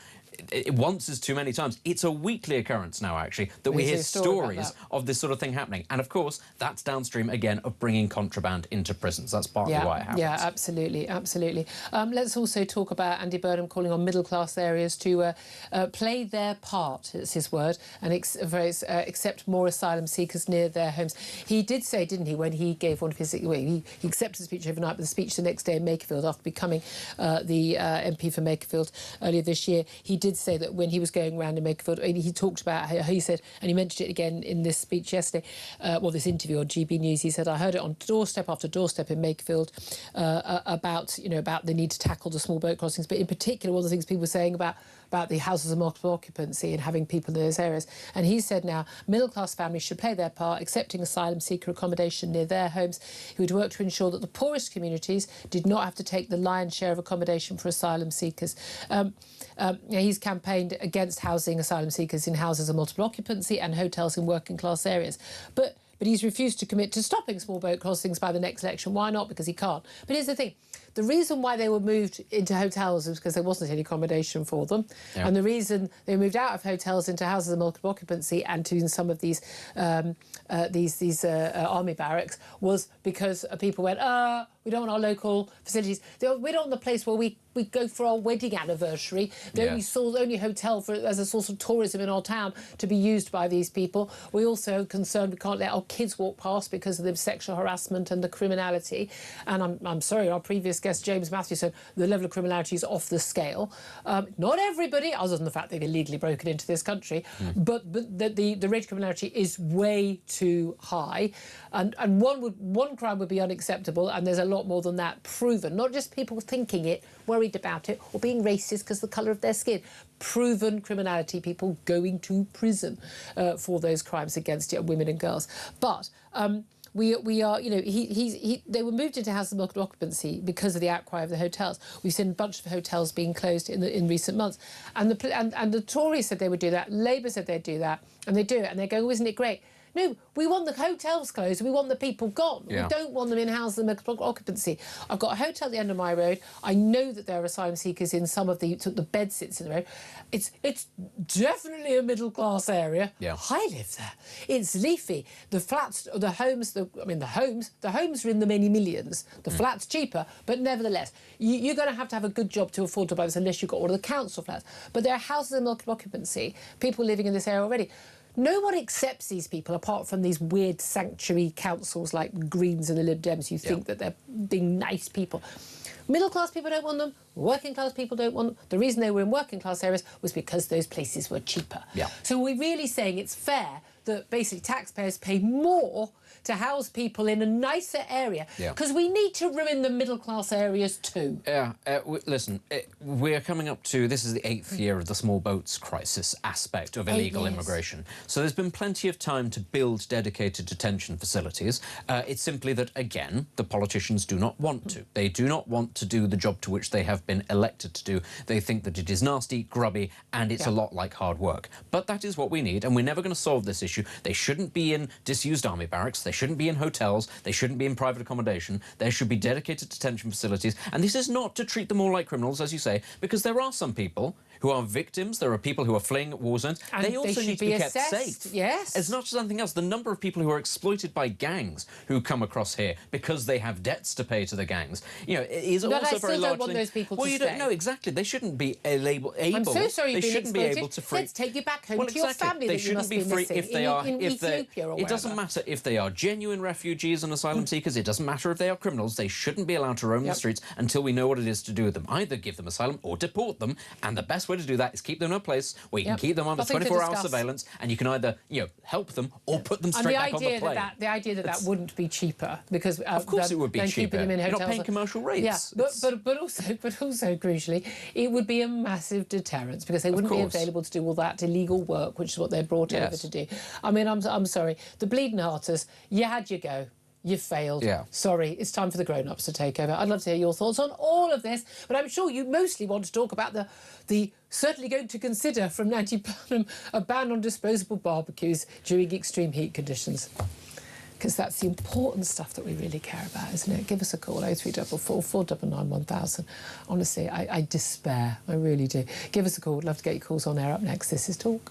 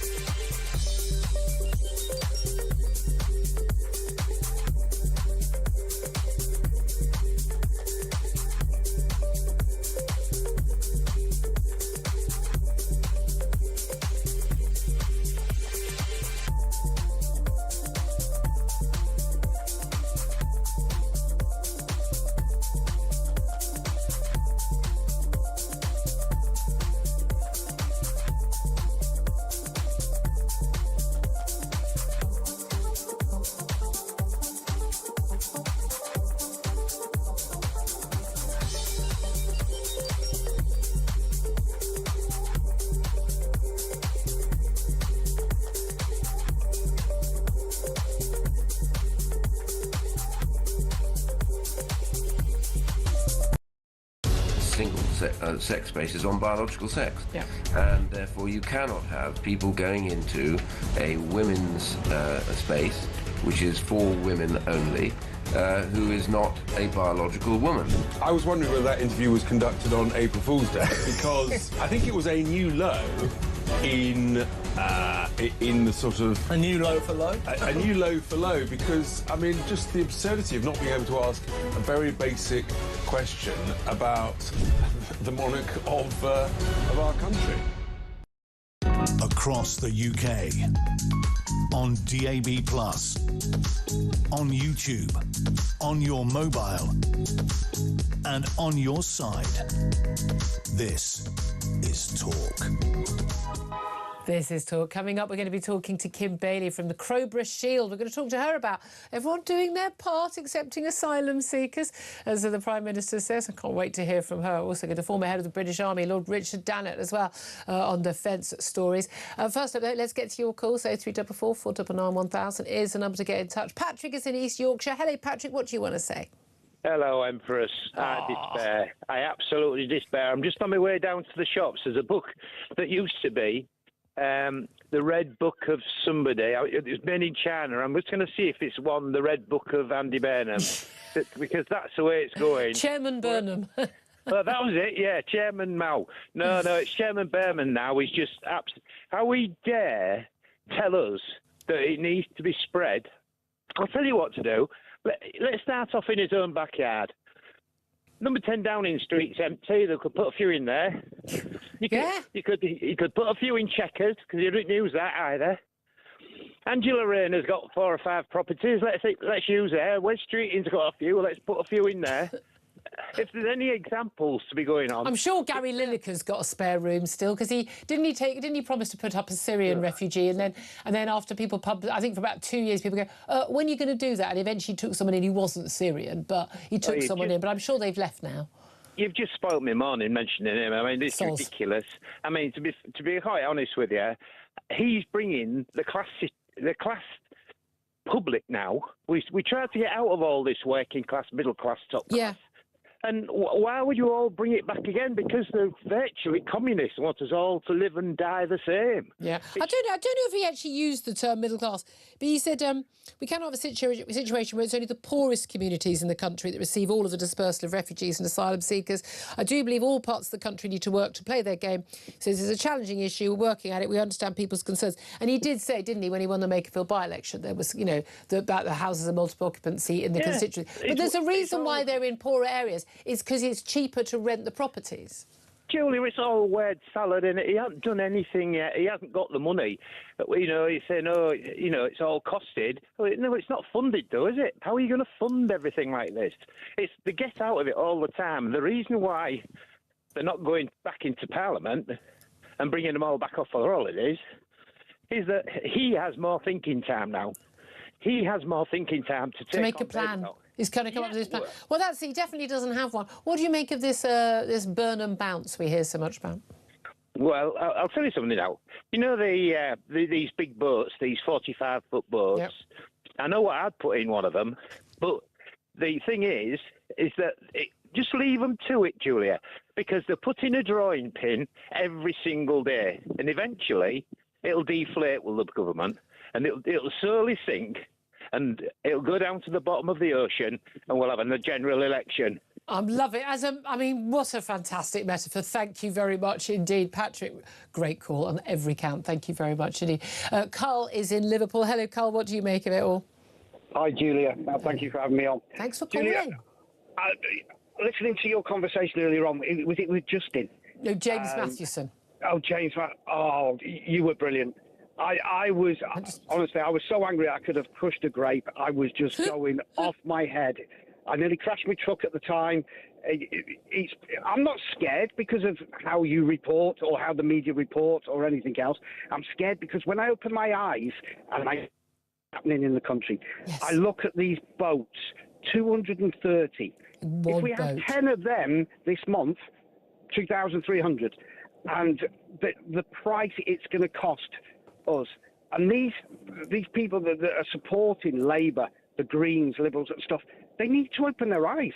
it's not racist. It's just it's common sense. You can see just how bad this is going. And like I said to your colleague that answered the phone, all these people coming in, where do they go and work? Who are they? I think you'll find they're all working in the NHS, if you check more closely, Carl. Yeah, but is that not the so-called legal migrants? The illegal migrants, the only time I ever see what I believe they're doing is, just eats on the push bikes and stuff like that. That's what they're doing around my way.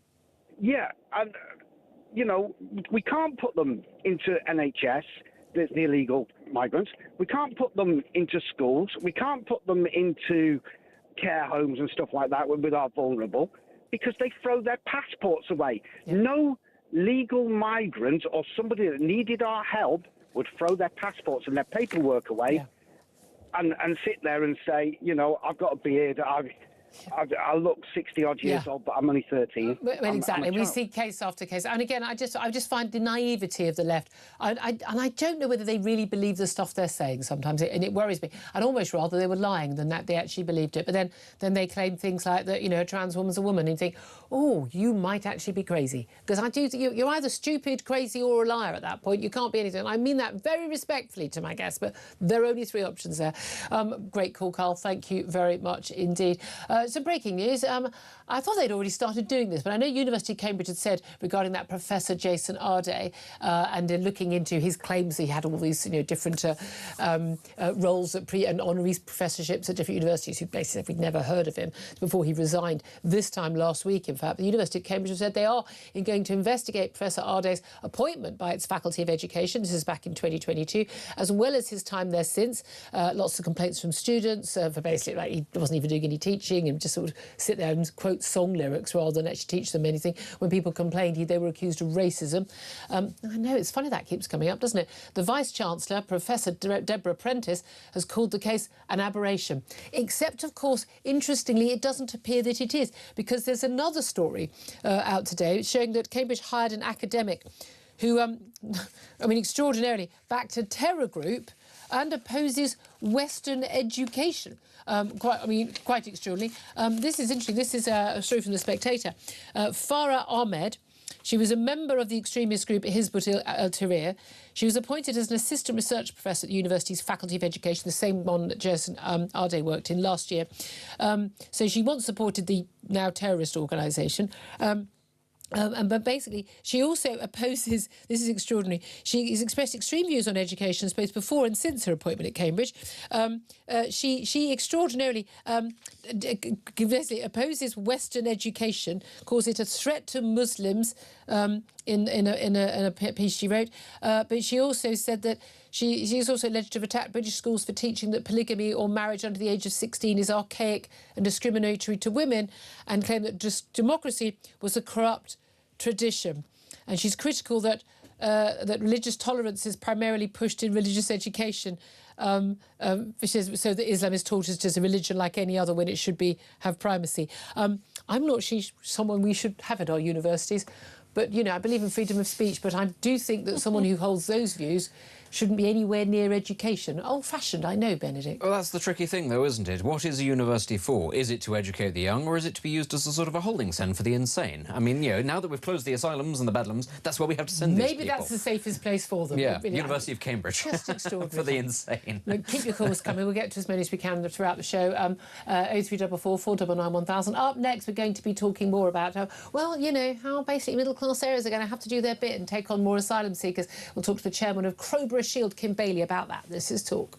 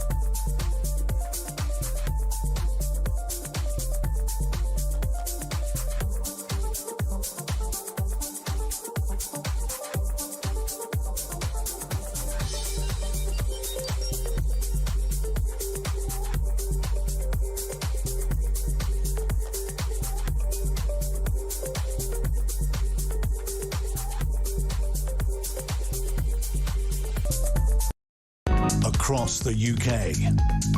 On DAB+, on YouTube, on your mobile, and on your side. This is Talk. Welcome back. 11:37 is the time. Let's go straight to Kim Bailey now. She's the chairman of Crowborough Shield. They, of course, the organisation basically fighting back against having just a whole bunch of young military-aged foreign men who've arrived on boats from being plonked next to their homes in Sussex. Kim Bailey, thank you so much for joining us. Thanks, no worries. Really appreciate you joining us. Andy Burnham has said it shouldn't just be the poorest communities who have to take the lion's share of accommodation of asylum seekers. He says middle-class families should, in his words, play their part accepting asylum seeker accommodation near their home. Now, I mean, your area, it's quite a nice leafy part of Sussex. Would you consider your area to be the sort of area that somehow hasn't been playing their part? I mean, you can consider Crowborough as a more affluent area of Sussex, but I think this whole country is playing its part. Taxpayer is playing their part. The poorer ends of society are also playing their part because social housing is being given away, meaning that it's unavailable to those who genuinely need it. Everyone is playing their part apart from this government. They seem to just think that they can bombard communities, upset communities by just ram-raiding these decisions through under the cover of darkness. It's disgusting. But they need to address the root cause. And this is just causing chaos across the country. It's upsetting families. It's upsetting communities. The whole thing is just terrible in every sense. Well, exactly. I mean, again, the solution was never putting these people in 4-star hotels or then 3-star hotels or 2-star hotels. The solution was never, as they continue to do, Labour started it, Tories continued it, closing down the hotels, moving these people into houses of multiple occupancy. The solution wasn't moving them into army barracks, where they could just wander freely, whenever they felt like it, nearby lovely, nice areas or villages. None of these are the solution. The solution is they shouldn't be in the country in the first place, or if they are in the country, they should be processed and whilst in basic secure accommodation, not allowed on our streets, and then deported. Or if found to be genuinely worthy of refuge, being allowed to then live freely. But none of the options that the governments have chosen are acceptable to any of us. And it's interesting, as you say, we're all doing a part. People having to put up with this in their local areas. I said I live in a nice area. We've got an asylum hotel. We're already putting up with it. But also everybody's paying taxes, paying for it. Exactly. And them moving the asylum seekers here into Crowborough was identified during our judicial review is actually 4 times more expensive than the cost of putting them or keeping them in asylum hotels. So now if you want to start buying up more affluent properties in middle-class areas, as Andy Burnham put it, you're just increasing that cost even further. Yeah. So where is this bottomless pit of money coming from? It's coming from you and I and the people that are working, and the people that can't afford to buy houses and need social housing are not getting it. Yeah. So everybody is being detrimentally impacted by this incompetent government, and that's what needs to change. And that's just related to the cost, as opposed to financial cost, and again the impact every time they buy up some of these these bed sits. That means those aren't available. That pushes up the next rung for families or people who are just starting out. And I had my time in my 20s in bed sits and some pre-rotten places. I mean, again, what incentive to work harder and get on in life so you don't have to spend your life living in those places, But, you need those to be as cheap as possible when you're earning low income so you can afford them. But this is the thing, there's another cost, which is the impact on local communities, the impact on safety, impact on crime. We had a guest on earlier, James Mathewson. Apparently, when I talk about this stuff, I'm scaremongering. I'm not focusing on all the homegrown British paedophiles and rapists. We should be, we should be focusing on them, not the ones that we're enough of our own. We don't need to be bringing more into the country. Exactly. It's ridiculous. It's a ridiculous notion. This is a huge problem for the country, and this government and the previous government, they have not got a handle on this, and it's only going to get worse. I mean, if you look at these kind of left-wing groups and charities that are supporting these migrants, they're saying that the dangers of people coming across the channel and the deaths that are happening, I think, just from a quick Google search, you can find there's about 160-something people that have died making that crossing. How many atrocities have happened? Because it's a lot more than 162. So if we can put mitigations in sending the RNLI out to rescue these people, why are mitigations not being put in place and legislation being being implemented and changed to make sure that people are safe. And that could be by detaining them. What do you make of the fact that the Prime Minister has been chairing a COBRA meeting, which is the emergency committee, basically the equivalent of the US President's sit rep, to tackle the urgent issue of the heat wave and drought, was talking about how we might consider looking at a ban on disposable barbecues because of the risk of fire. But he's not holding a COBRA meeting about 230 largely fighting-age foreign men paying people smugglers to get on a 49-foot dinghy to come across the channel. It's just more tokenism, isn't it? He's just it's almost like what we say is pretending to be busy. It is important. This heat wave is going to impact on a lot of people. Our houses are not equipped to deal with this sort of heat. Our houses are designed to retain heat, which makes it unbearable at night time. It's an important matter. But there are lots of important matters and he needs to prioritise. And this should have been prioritised by the previous Prime Minister. He was incompetent. He couldn't do it. Andy Burnham has kind of been given a bit of a grace period as he takes over, steps in, settles in. But again, he's just avoiding the issue, the real problem here. He's just avoiding it by making himself busy everywhere else. I mean, going on a listening tour. He's not listening. If he was listening, he would have put something in place. It's ridiculous. It's just a display, isn't it? It's none of this is genuinely wanting to address the problems that are now seriously impacting every community in this country. Kim Bailey, we really need to get you in the House of Commons.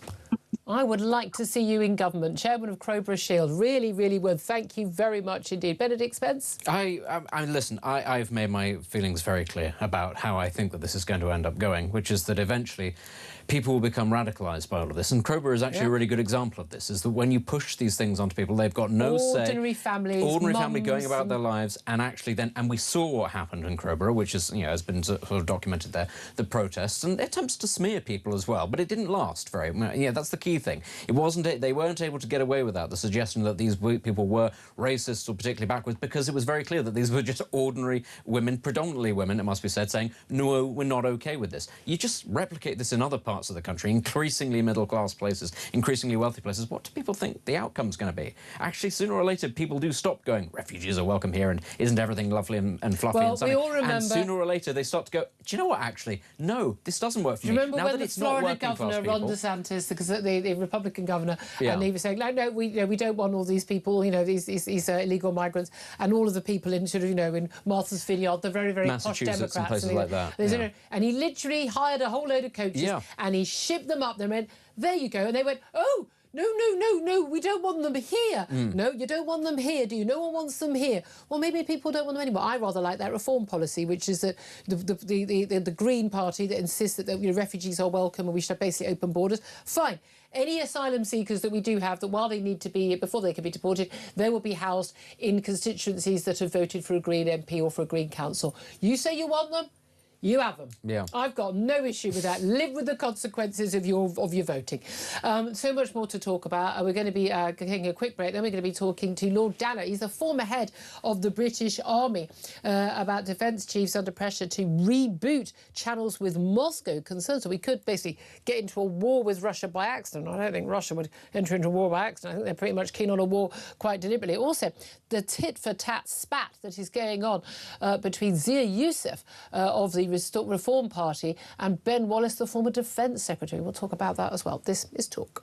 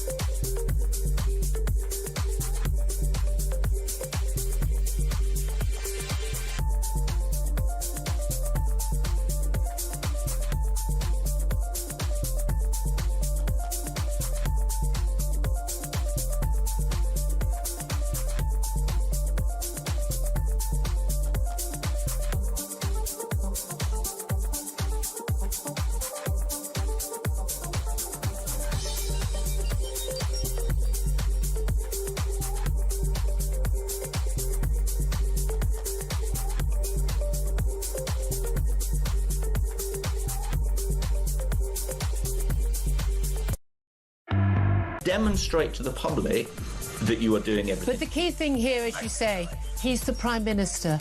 He has the power, as did previous Prime Ministers, to do things like build more prisons and failed to do so. This has been the first real test of Andy Burnham, where I'm going to please everybody. I'm Mr. Nice Guy. Dan Hodges thinks I'm great. And then he's failed it at the first attempt. I don't think he's... I don't think I've been reading your columns, Dan. Hodges, I mean, come on. You think the sun shines out of his backside.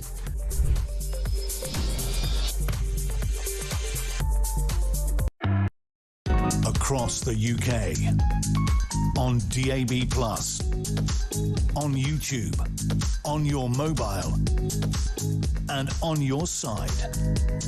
This is Talk. Good morning, welcome back. 11:49 is the time. Let's get straight to my next guest. Former head of the British Army, Lord Dannatt, joins us now. A very good morning to you, sir. Good morning, Julie. Thank you for joining us. Now, it's very interesting that we've got the defence chief apparently under pressure, according to the Times, to reboot basically channels with Moscow amid concerns that basically we could end up sort of in a war by accident simply because we haven't got good communication with the Russians, given that we're having so many sort of, should we say, moments, difficulties with Russian vessels being boarded by the British or being monitored by the British as they monitor our cables. What do you make of this? Well, I think it's a very sensible topic to be discussing. And when we talk about rebooting our relationship with Moscow, this isn't a question of opening up a dialogue so we become friends with Moscow at this time. And I think given the war in Ukraine, that's highly inappropriate. But as you're saying quite rightly, there are moments when Russia is testing us. There's a Russian ship stationed routinely in the Channel. There's been challenges to our aircraft carrier up in the high north. So there is plenty of scope for misunderstanding. So I think to re-energise, to reopen the communication links that have existed in the past between London and Moscow, between our defence chiefs and their defence chiefs, is a sensible thing to do to make sure there isn't a conflict or an incident through misunderstanding. Yeah, I mean, again, we think back to the Cuban Missile Crisis and the ability of world leaders to pick up the phone and speak to each other to stop anything from happening. I mean, there has been this concern that's been raised in the last few days that American security is saying that we could see an incursion into a NATO country, perhaps one of the Baltic states, by Russian forces to test NATO's unity, NATO's willingness and ability to react. What do you make of that threat, and what do you think would happen if we did have Russia basically test our resolve like that way? Well, I think the notion of Russia testing our resolve, and by our, I think we mean NATO's resolve, that is not a new notion. Observers, people like me, have been talking about this for really quite some time. I think the thing that's changed is I think it was leaked intelligence assessment from the United States that threat isn't just one that can materialise from as early as 2029. It could actually materialise maybe perhaps the back end of this year.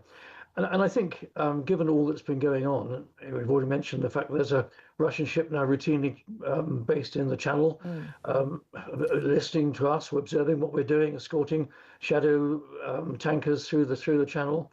We've had an incident, as I said just now, of Russian sonar buoys being dropped very close to our aircraft carrier. So there's plenty of scope for misunderstanding. And I think if Russia was to make some kind of intervention, incursion, it would be to test what NATO's appetite is, to see whether Article 5 really, really means what is written. And that is an attack on one member is an attack on all. Now, of course, one has to think quite carefully about what that attack could be.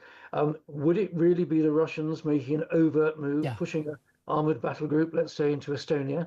Or would it be what one might call a false flag type operation, where something happens that it just genuinely happened on the ground or in the air or at sea, which Russia denies it was them. As it did with Crimea in 2014. Yes. I mean, so these things, we've seen it in the past, we could see it again. But I think we have to be alert to all this. And that is why, to come back to our original discussion point, it makes a lot of sense to have a hotline that could be used between, say, the UK Chief of the Defence Staff and General Gerasimov, the Chief of the General Staff in Moscow. Very interesting. The last conversation that was held was between Admiral Radakin and General Gerasimov. I think it was 4 years ago. And I think it would be the right thing to do to get that line open and tested.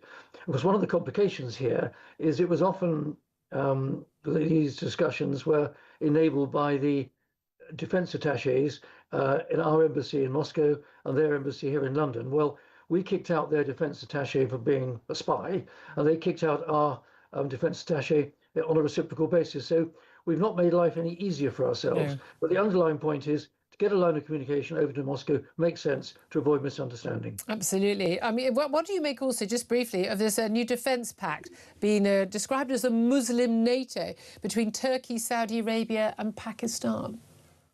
Well, it's an interesting development. Interesting that it was signed in Mecca, the sort of holy place of the Sunni Muslims. Yes, some are describing it as a kind of Muslim NATO. I think the Saudi Deputy Defence Minister has said it doesn't mean an attack on one country of that tripartite pact to be considered an attack on all three. But I think it's an indication that those three Sunni Muslim countries see mutual advantage in having a defence pact signed between the three of them. We've seen Pakistan much more involved in world affairs recently, trying to broker a deal between the US and Iran.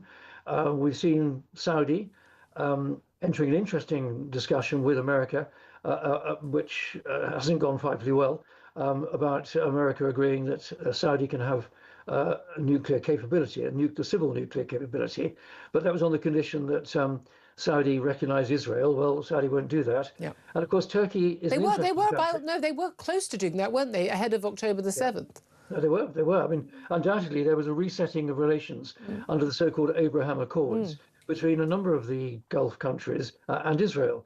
But I think the other party to this, of course, is Turkey, which is indeed a NATO member. It has the second largest army after the United States in NATO, and of course has literally a foot in both camps. Yeah. It has a foot in Europe, it has a foot in Asia. It's just the nature of Turkey. So I think the fact that these three countries have signed a pact together in Mecca last week is significant, and it's just an indication of the complexity of resetting all those relationships post the US-Iran war in that region. Yeah, absolutely. We've got that war ongoing. We've got the Ukraine war ongoing. And there seems to be a bit of a war of words ongoing. I'd love to hear your thoughts on this as a former head of the British Army, when politicians are exchanging tit-for-tat abuse.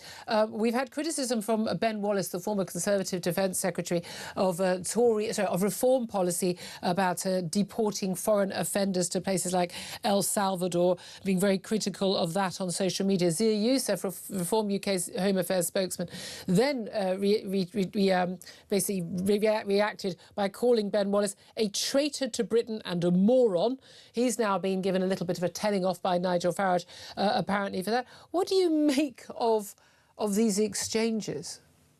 Well, Julia, it's August, it's hot, it's very much in the silly season. And apart from Andy Burnham's difficulties about PC Harper's Killers being released early, there's not an awful lot of hard news around at the present moment. So a spat between Ben Wallace and Reform Zia is the sort of thing that, dare I say it, people like you and other media people like to talk about. But I mean, I think we've seen the cross-channel migration problem has reared its head again. I mean, that enormous boat that came the other day, I mean, that is quite outrageous. So it's not surprising that Reform has tried to capture the headlines by announcing that they would use the Navy and dump everyone back on the French beach. What do you make of the prospect of that working? Well, that won't happen. That won't happen. I mean, the French wouldn't allow it. I mean, I think... Do the French have to... What are the French going to do? They're going to fire on British naval boats? No, of course they're not. So what do you think would happen if Reform did try to do that? Well, I think we're many steps away from that. First of all, Reform's got to get itself into government. And I think...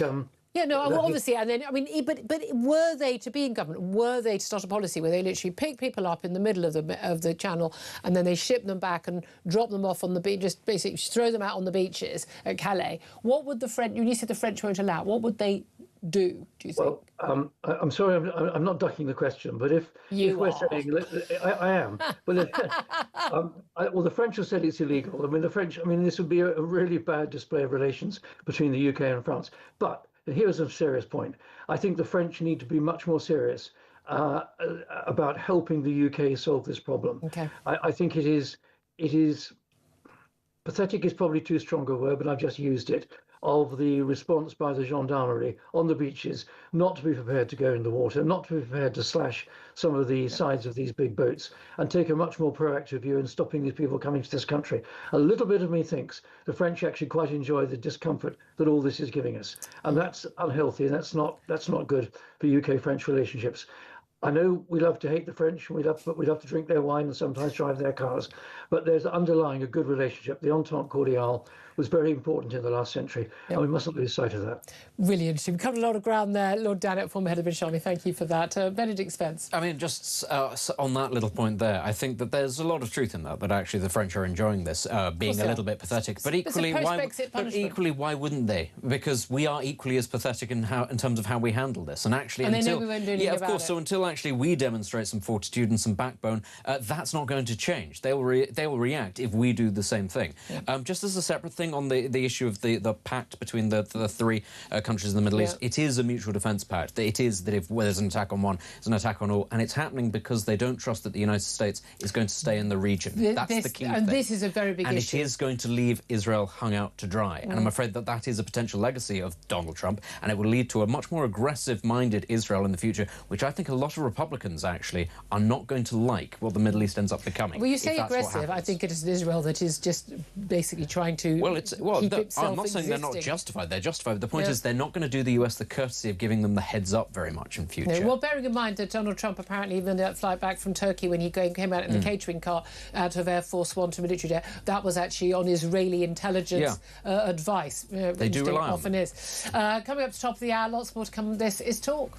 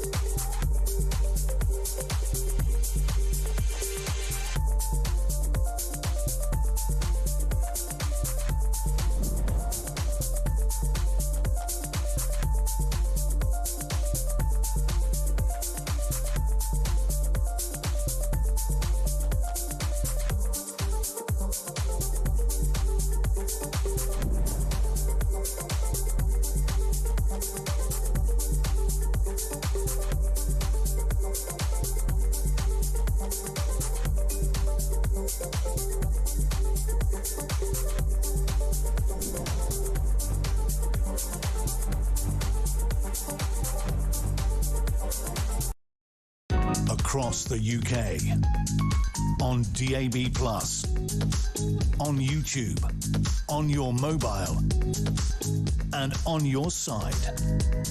This is Talk.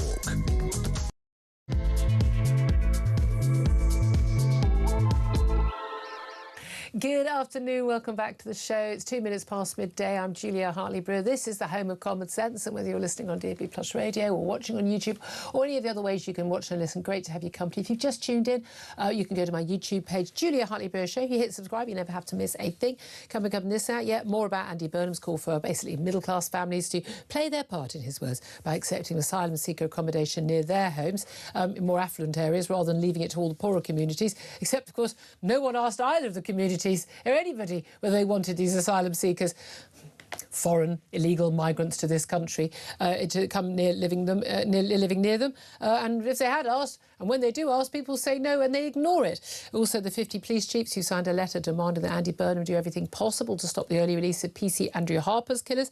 Meanwhile, Andy Burnham is chairing a COBRA meeting today discussing extreme heat, but not to discuss the crisis in the Channel. He is, however, though, considering looking at a ban on disposable barbecues because of the risk of fire. So it's really important that he is tackling all the big issues. That and vape shops, that'll solve all the country's problems. Plus, new analysis shows that, and this won't come as a surprise to anyone, that some civil servants are still spending fewer than 2 days a week in the office. This is in Whitehall, of course, despite rules requiring them to be at their desk at least 60% of the time. You only got to go in the office 3 days a week.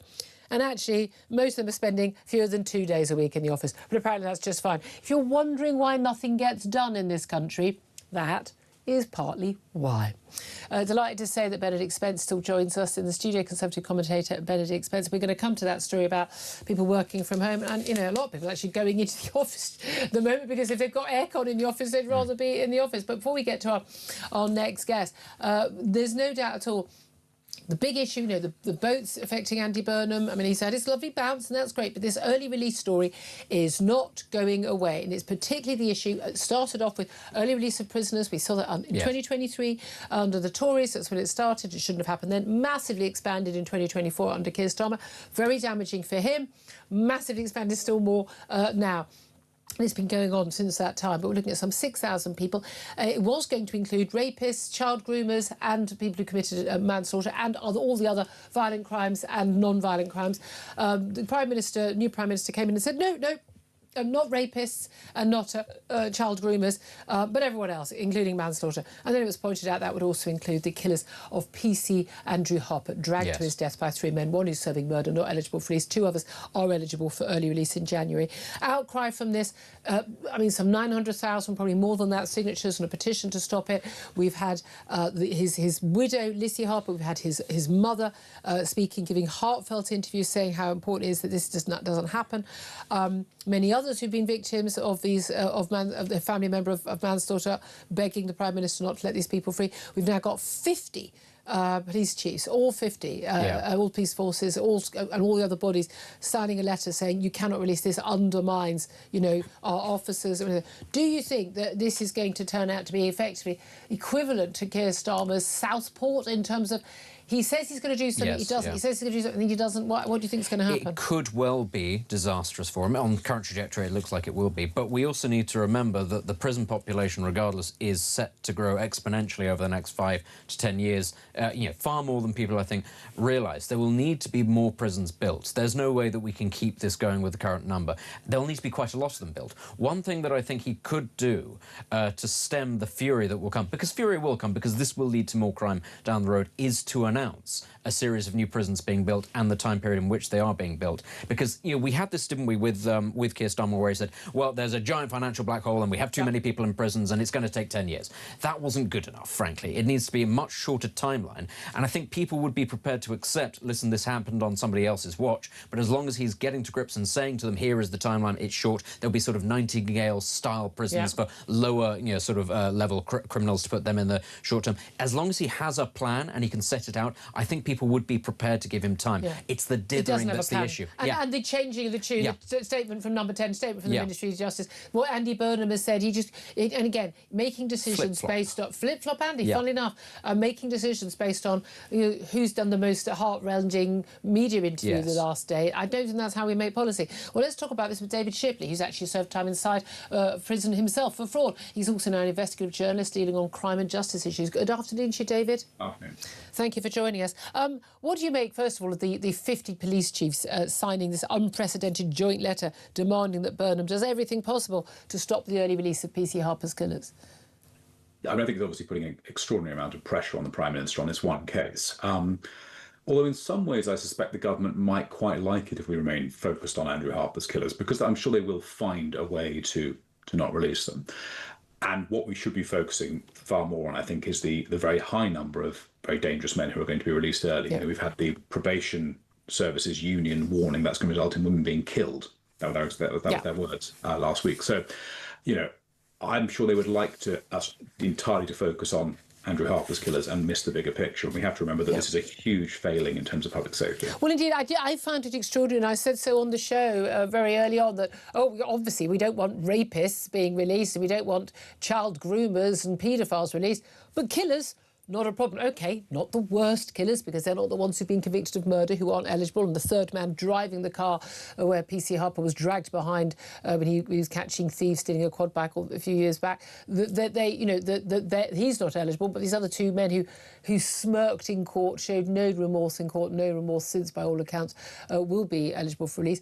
I find it extraordinary that they've not been removed from that category. Looking up the stats, about when we first started talking about this story, and I'm always amazed how often it is that the journalists will write long pieces about these topics without actually giving us any numbers. When the government says we can't possibly stop all the people who've been convicted of manslaughter from being released because the prisons will clog up. We've got 85,000 people behind bars. 950 of those are serving time for manslaughter. Not all of those have reached the one-third point through their sentence, or halfway point through their sentence where they would be released. So we're looking at a few hundred max.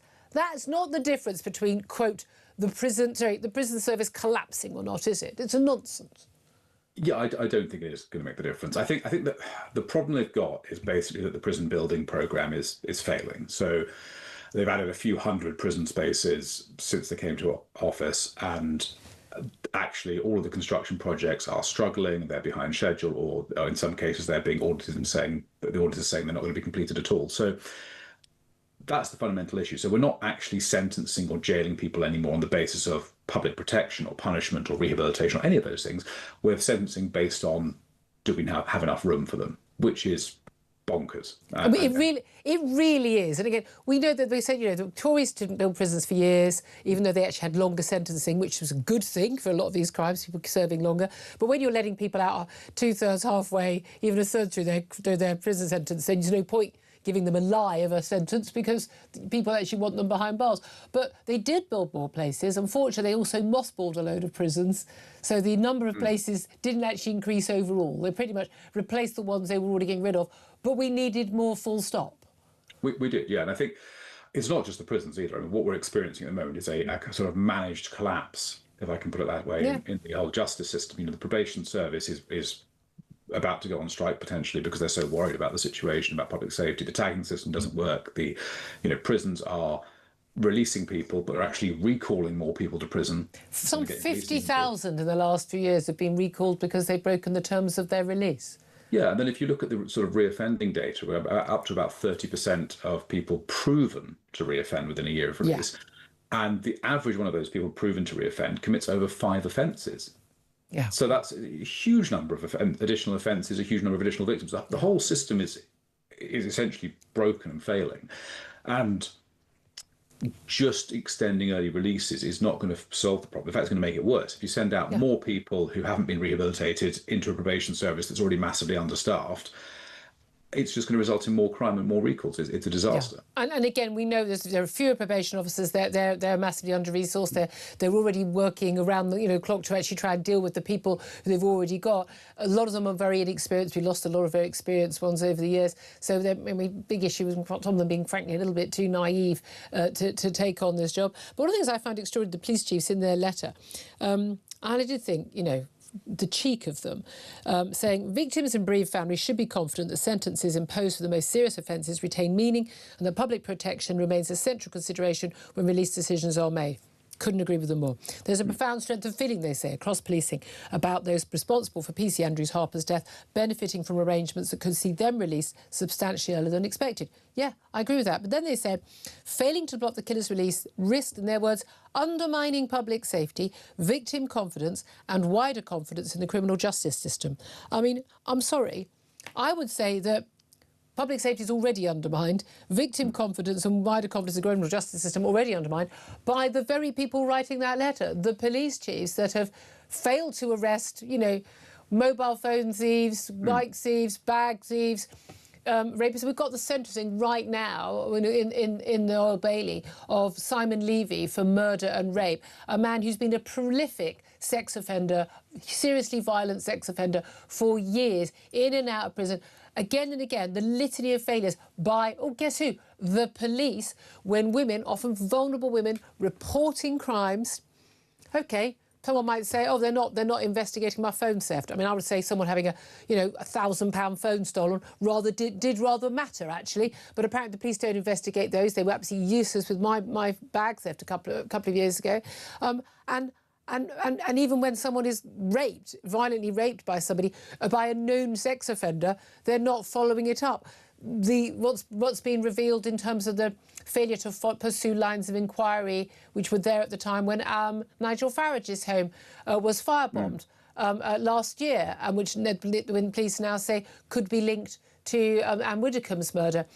We hear failure after failure after failure. Every experience I've had with police officers, any case where I've been a victim or a witness, on abject failures and incompetence. These police officers, the chief officers, they're part of the problem, aren't they? I mean, I think the police are struggling in lots of ways. And we've obviously talked a lot about two-tier policing this year, which remains an issue. And I think particularly in the case of people like Simon Levy, you know, those kinds of sex offenders, if allowed to, will escalate to worse and worse crimes all the way through to... I mean, second offence, gone for life. Bye-bye, come out in a coffin. What is complicated about that? I'd probably say, I would probably say the first if it's serious sexual offences, I don't think men like that should ever be released. You know, my view is I would lean for the death penalty. If people want to jail them forever, fine. But I just don't. I think they will always pose an escalating risk, and it's just not worth it.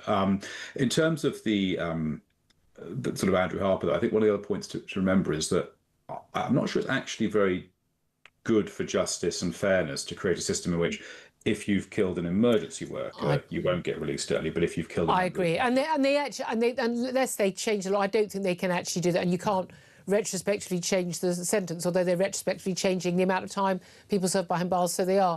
I agree. I actually oppose PC Harper's Harper's law, and always have done, for that very reason. But you know, it's a very difficult situation. But it's amazing the focus, and as Benedict Spence and you've been saying, you know, it's interesting the focus on this particular case. What about all the other families and victims, you know, who say, oh no, but my attacker. So maybe someone has been, you know, done for attempted manslaughter, attempted murder, but they're going to be let out. Or people who've lost a child or someone into manslaughter, and they're going to be let out, and they're all being ignored. Yeah, and I think we also forget that a lot of crimes that we describe as less serious are actually hugely harmful to their victims. Yeah. You know, robbery can be incredibly traumatizing. Yeah. If your house is burgled, often people can't even bear to live in their house anymore if they're utterly unsafe and violated. Yeah. So. And often cases are pleaded down as well. So people are actually charged with far less than they've actually, just to get a guilty plea sometimes. Yeah, the CPS does have a habit of sort of down-charging some offences. I've written about this various occasions where you think they clearly could have charged something more serious. You know, Henry Novak case, actually, the victim was mother being an example of that, where I think they probably could have charged with a more serious crime.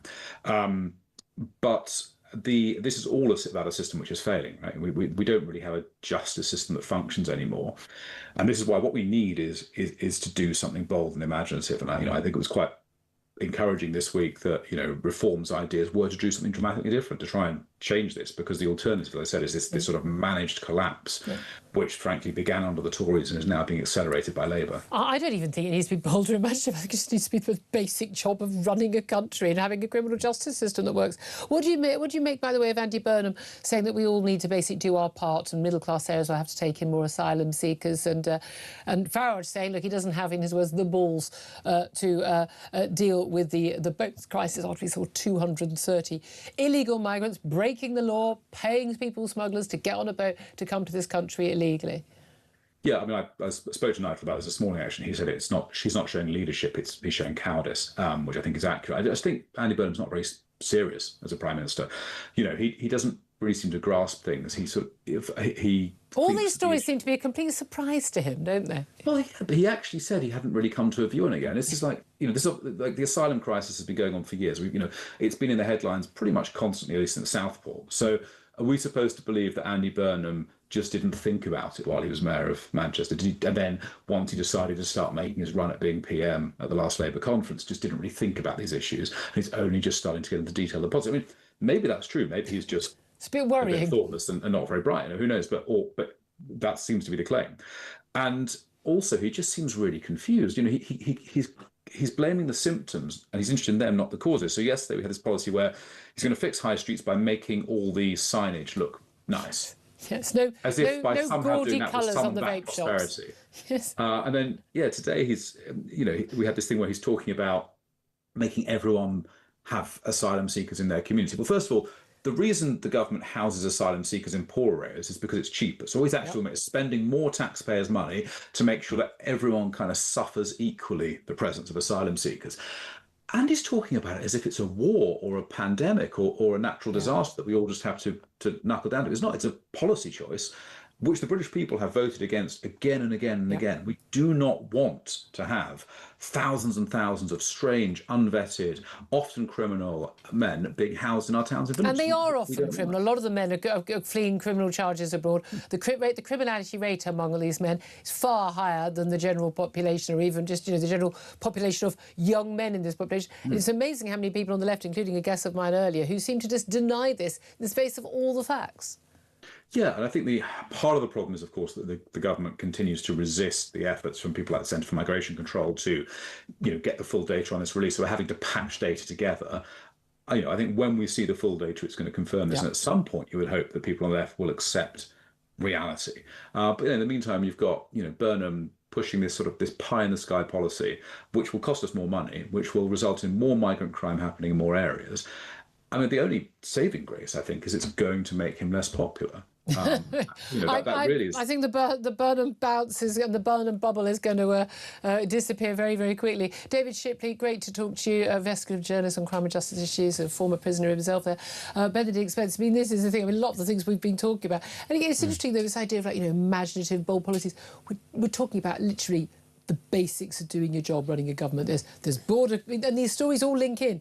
There's border security, protecting your country from attack from outside, and then the security, law and order on the streets, not having tens of thousands of young men who don't share our values, don't obey the law. We already know they don't obey the law because they've broken into the country illegally. There are clues. Yeah, but this is a sign, really, of the hollowing out of what a lot of politicians believe to be the role of the state and believe to be their role in society. They don't look at it like the ordinary person does. They see it fundamentally, their job, their role, as a re-engineering of what the state is supposed to be. Because they don't like the country, ultimately. That's how you have to remember. People like Keir Starmer do not actually really like Britain as it is. They'd like it to be something else. That's why they get into politics, not to make things better. They want us to look like we're a Benetton ad. I think that's their issue. But again, the people who are most, let's face it, the people who are most obsessed with things like race, by the way, are the people on the left who don't like things like whiteness and then go and get jobs working at Cambridge University. And again, it's just a bizarre thing, because you just simply don't have these views in other countries. I just have to say, it was interesting listening to the conversation with James Matheson on earlier, and this is something that happens a lot with people on the left. The immediate response to things like,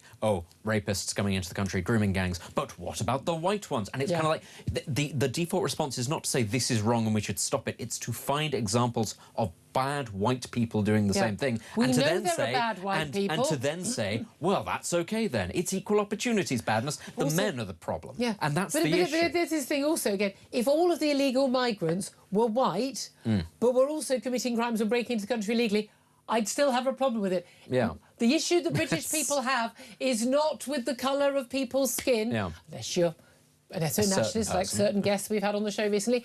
Their issue is with people breaking into the country with no right to be here, who cost us a fortune, and then have a higher rate of criminality and cause problems for our country.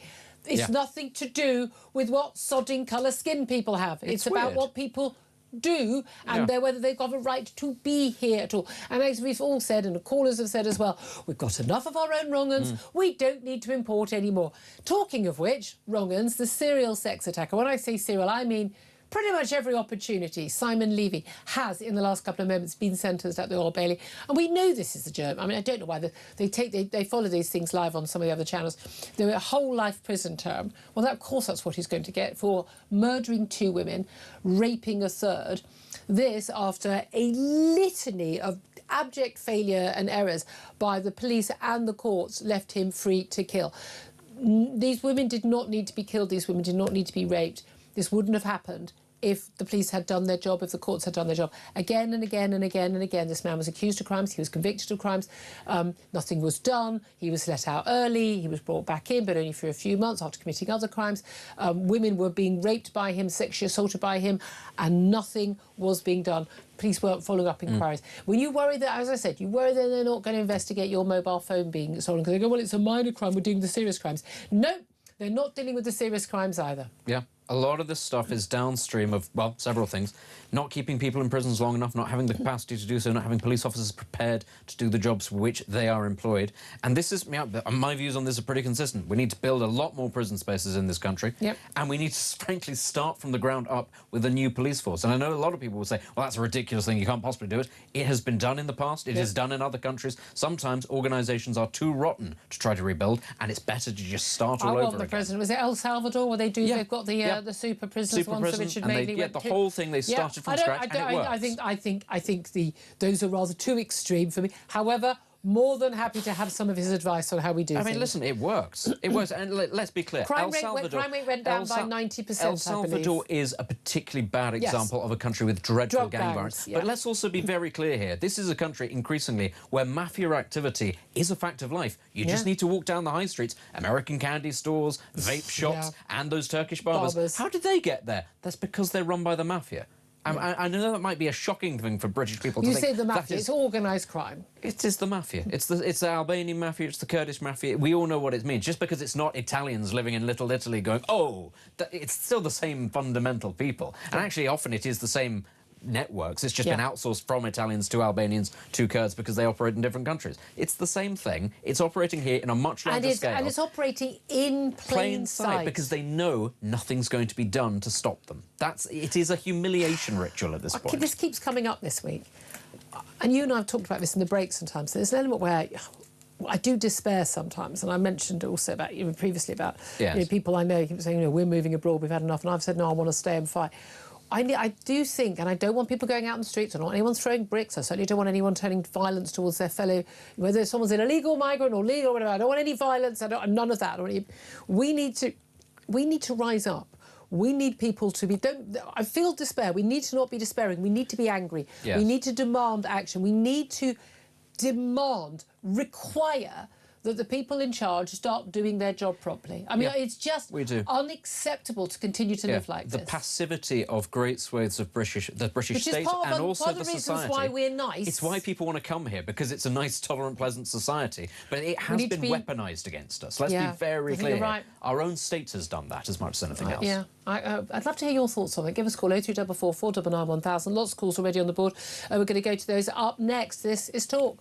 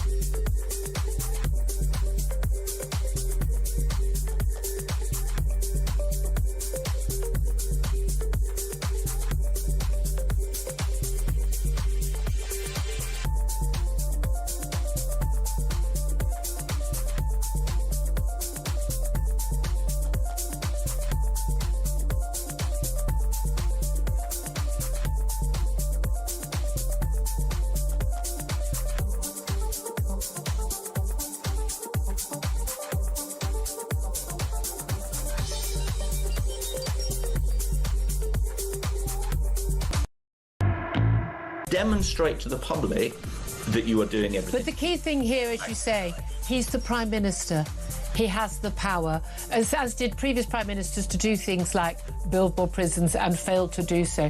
This has been the first real test of Andy Burnham, where I'm going to please everybody. I'm Mr. Nice Guy. Dan Hodges thinks I'm great. And then he's failed it at the first attempt. I don't think he's. I don't think I've been reading your columns, Dan. Hodges, I mean, Dan Hodges come on. You think the sun shines out of his backside.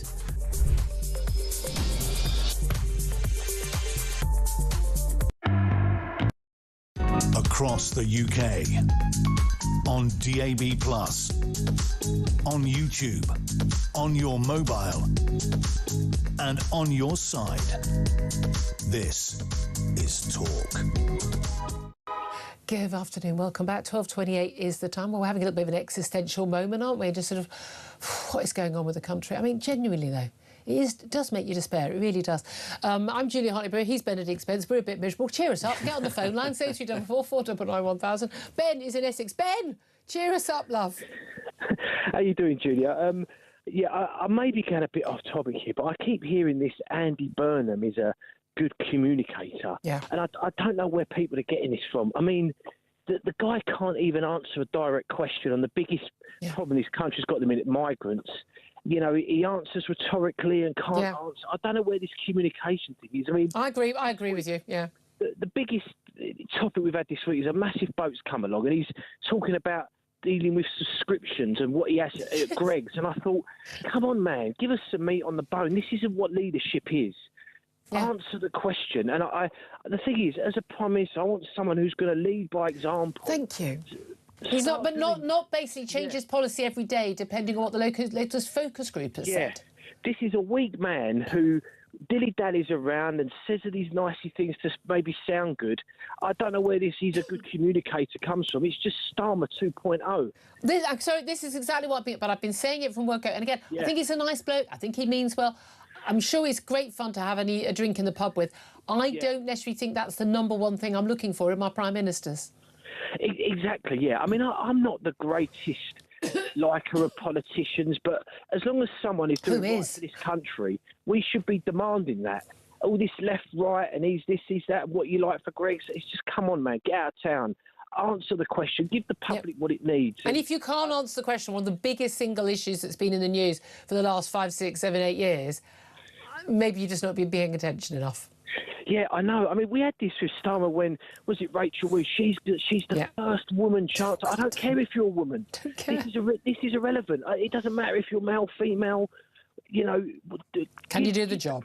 Can you do the job? And we need to get back to this nonsense. When I hear he's a good communicator, I completely disagree. And it's not about is he a good communicator, but look, what are you getting for this country? Yeah, I couldn't agree with you more, Ben. Thank you very, very much indeed. Let's go to Helen.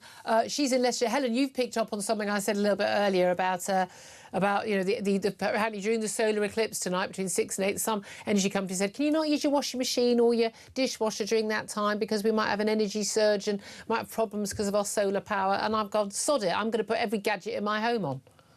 Yes, you did.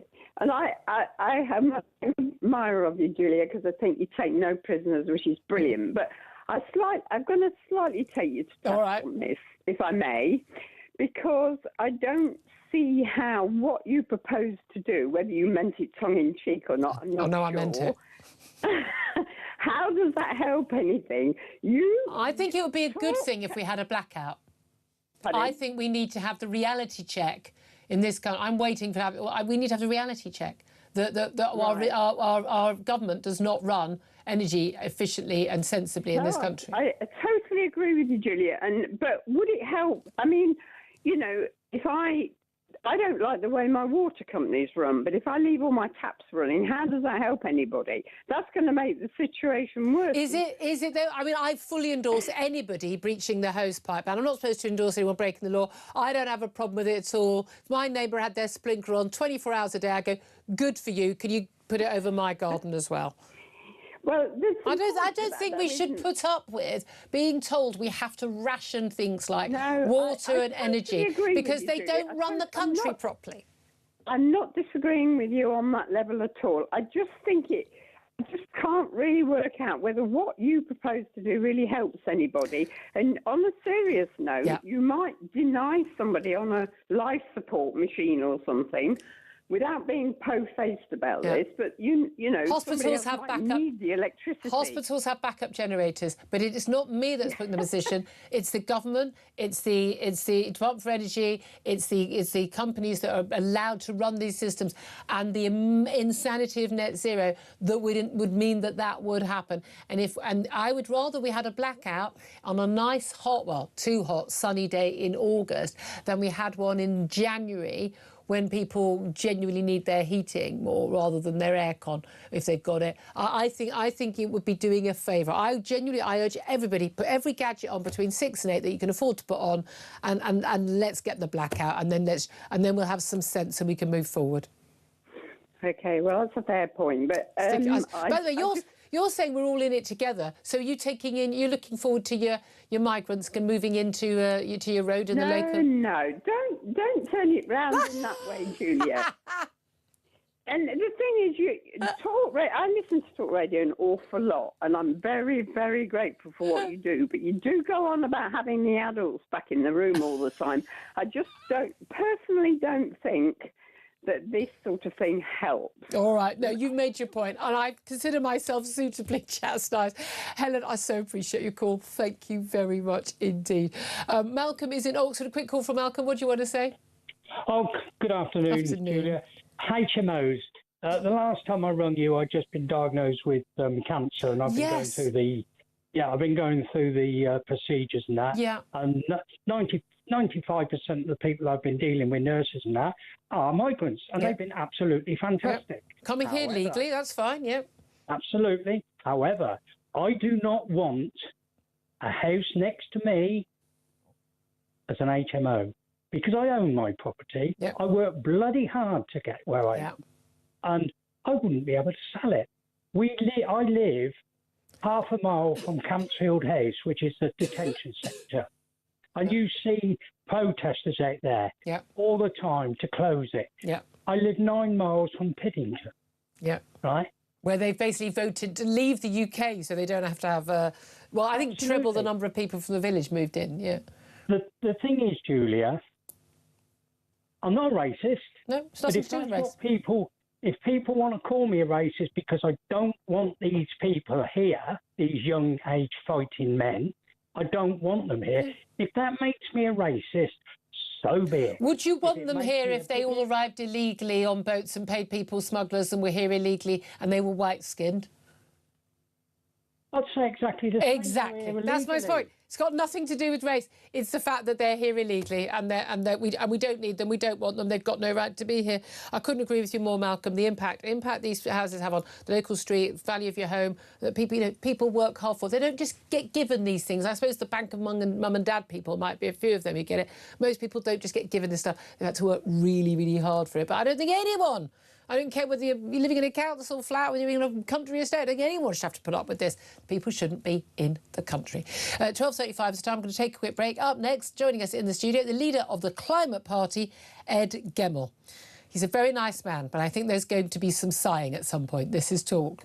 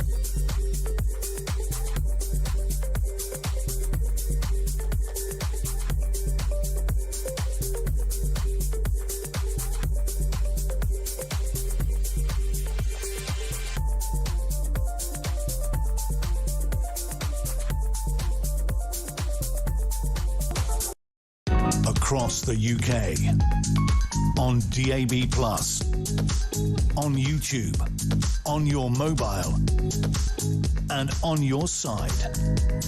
This is Talk. Good afternoon, welcome back to the show. 12:37 is the time. Benedict Spencer's just popped out of the studio for a few minutes. Delighted to welcome in his place leader of the Climate Party, Ed Gemmell. I don't know how similar your views are. I imagine rather different. Thank you so much for joining us, Ed. Pleasure. Nice to be here. What do you make of the Prime Minister today chairing his COBRA meeting? Basically, his emergency meeting with senior figures. And it's not about, you know, the 230 migrant arrivals. It's not about early release of criminals onto the streets. It's about the extreme heat, the drought, and what the government can do about it. Do you know what the point of these meetings are and what we can do about it? I mean, he's not going to turn the sun off other than maybe he could have the power between 6 and 7:15 p.m. this evening. But what's the point of having a meeting about nature? Right. Well, I mean, I think we should have had a COBRA meeting about it actually, you know, 6 weeks ago or so when we were getting into our third or fourth heat wave rather than waiting until we got into our fifth one.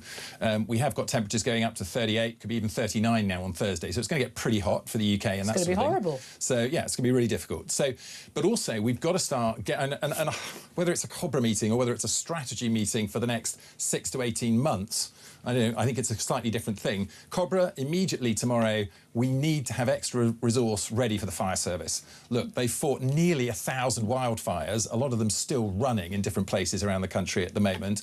And if we get those high temperatures and if people are out with their barbecues and dropping cigarettes and all these sort of other things that start fires sort of by mistake, and that happens on Thursday, we're going to be in real trouble. I thought we were having wildfires because of climate change. That's what I keep being told. It's actually either arson or mistakes. People with cigarettes, or largely it's people with those temporary barbecues, those throwaway barbecues, which apparently the Prime Minister is considering as sort of his major policy announcements. He's considering looking at whether he might ban them. Well, just taking that as a major policy announcement, I think it's ridiculous. We should be actually announcing that the Army's going to be on standby if we need more people to help the fire service, that we're going to get some planes... The Army's always on standby. Well, properly on standby, prepared, let's say, and that we perhaps should have planes and helicopters ready that we don't have at the moment, that can be dropping water and things and doing some big stuff for the immediate problem which may be occurring. Are you under the illusion that wildfires are increasing? Well, wildfires are increasing. They are not.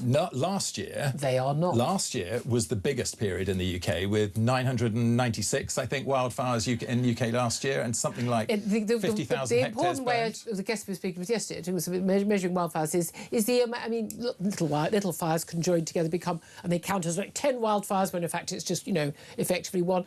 You can... If you count by the actual, you know, amount of land that is damaged or, you know, affected by wildfires, both globally, both across Europe, across America, Australia, places we've seen big stories about wildfires, and in Britain, wildfires are largely on the decrease, not the increase.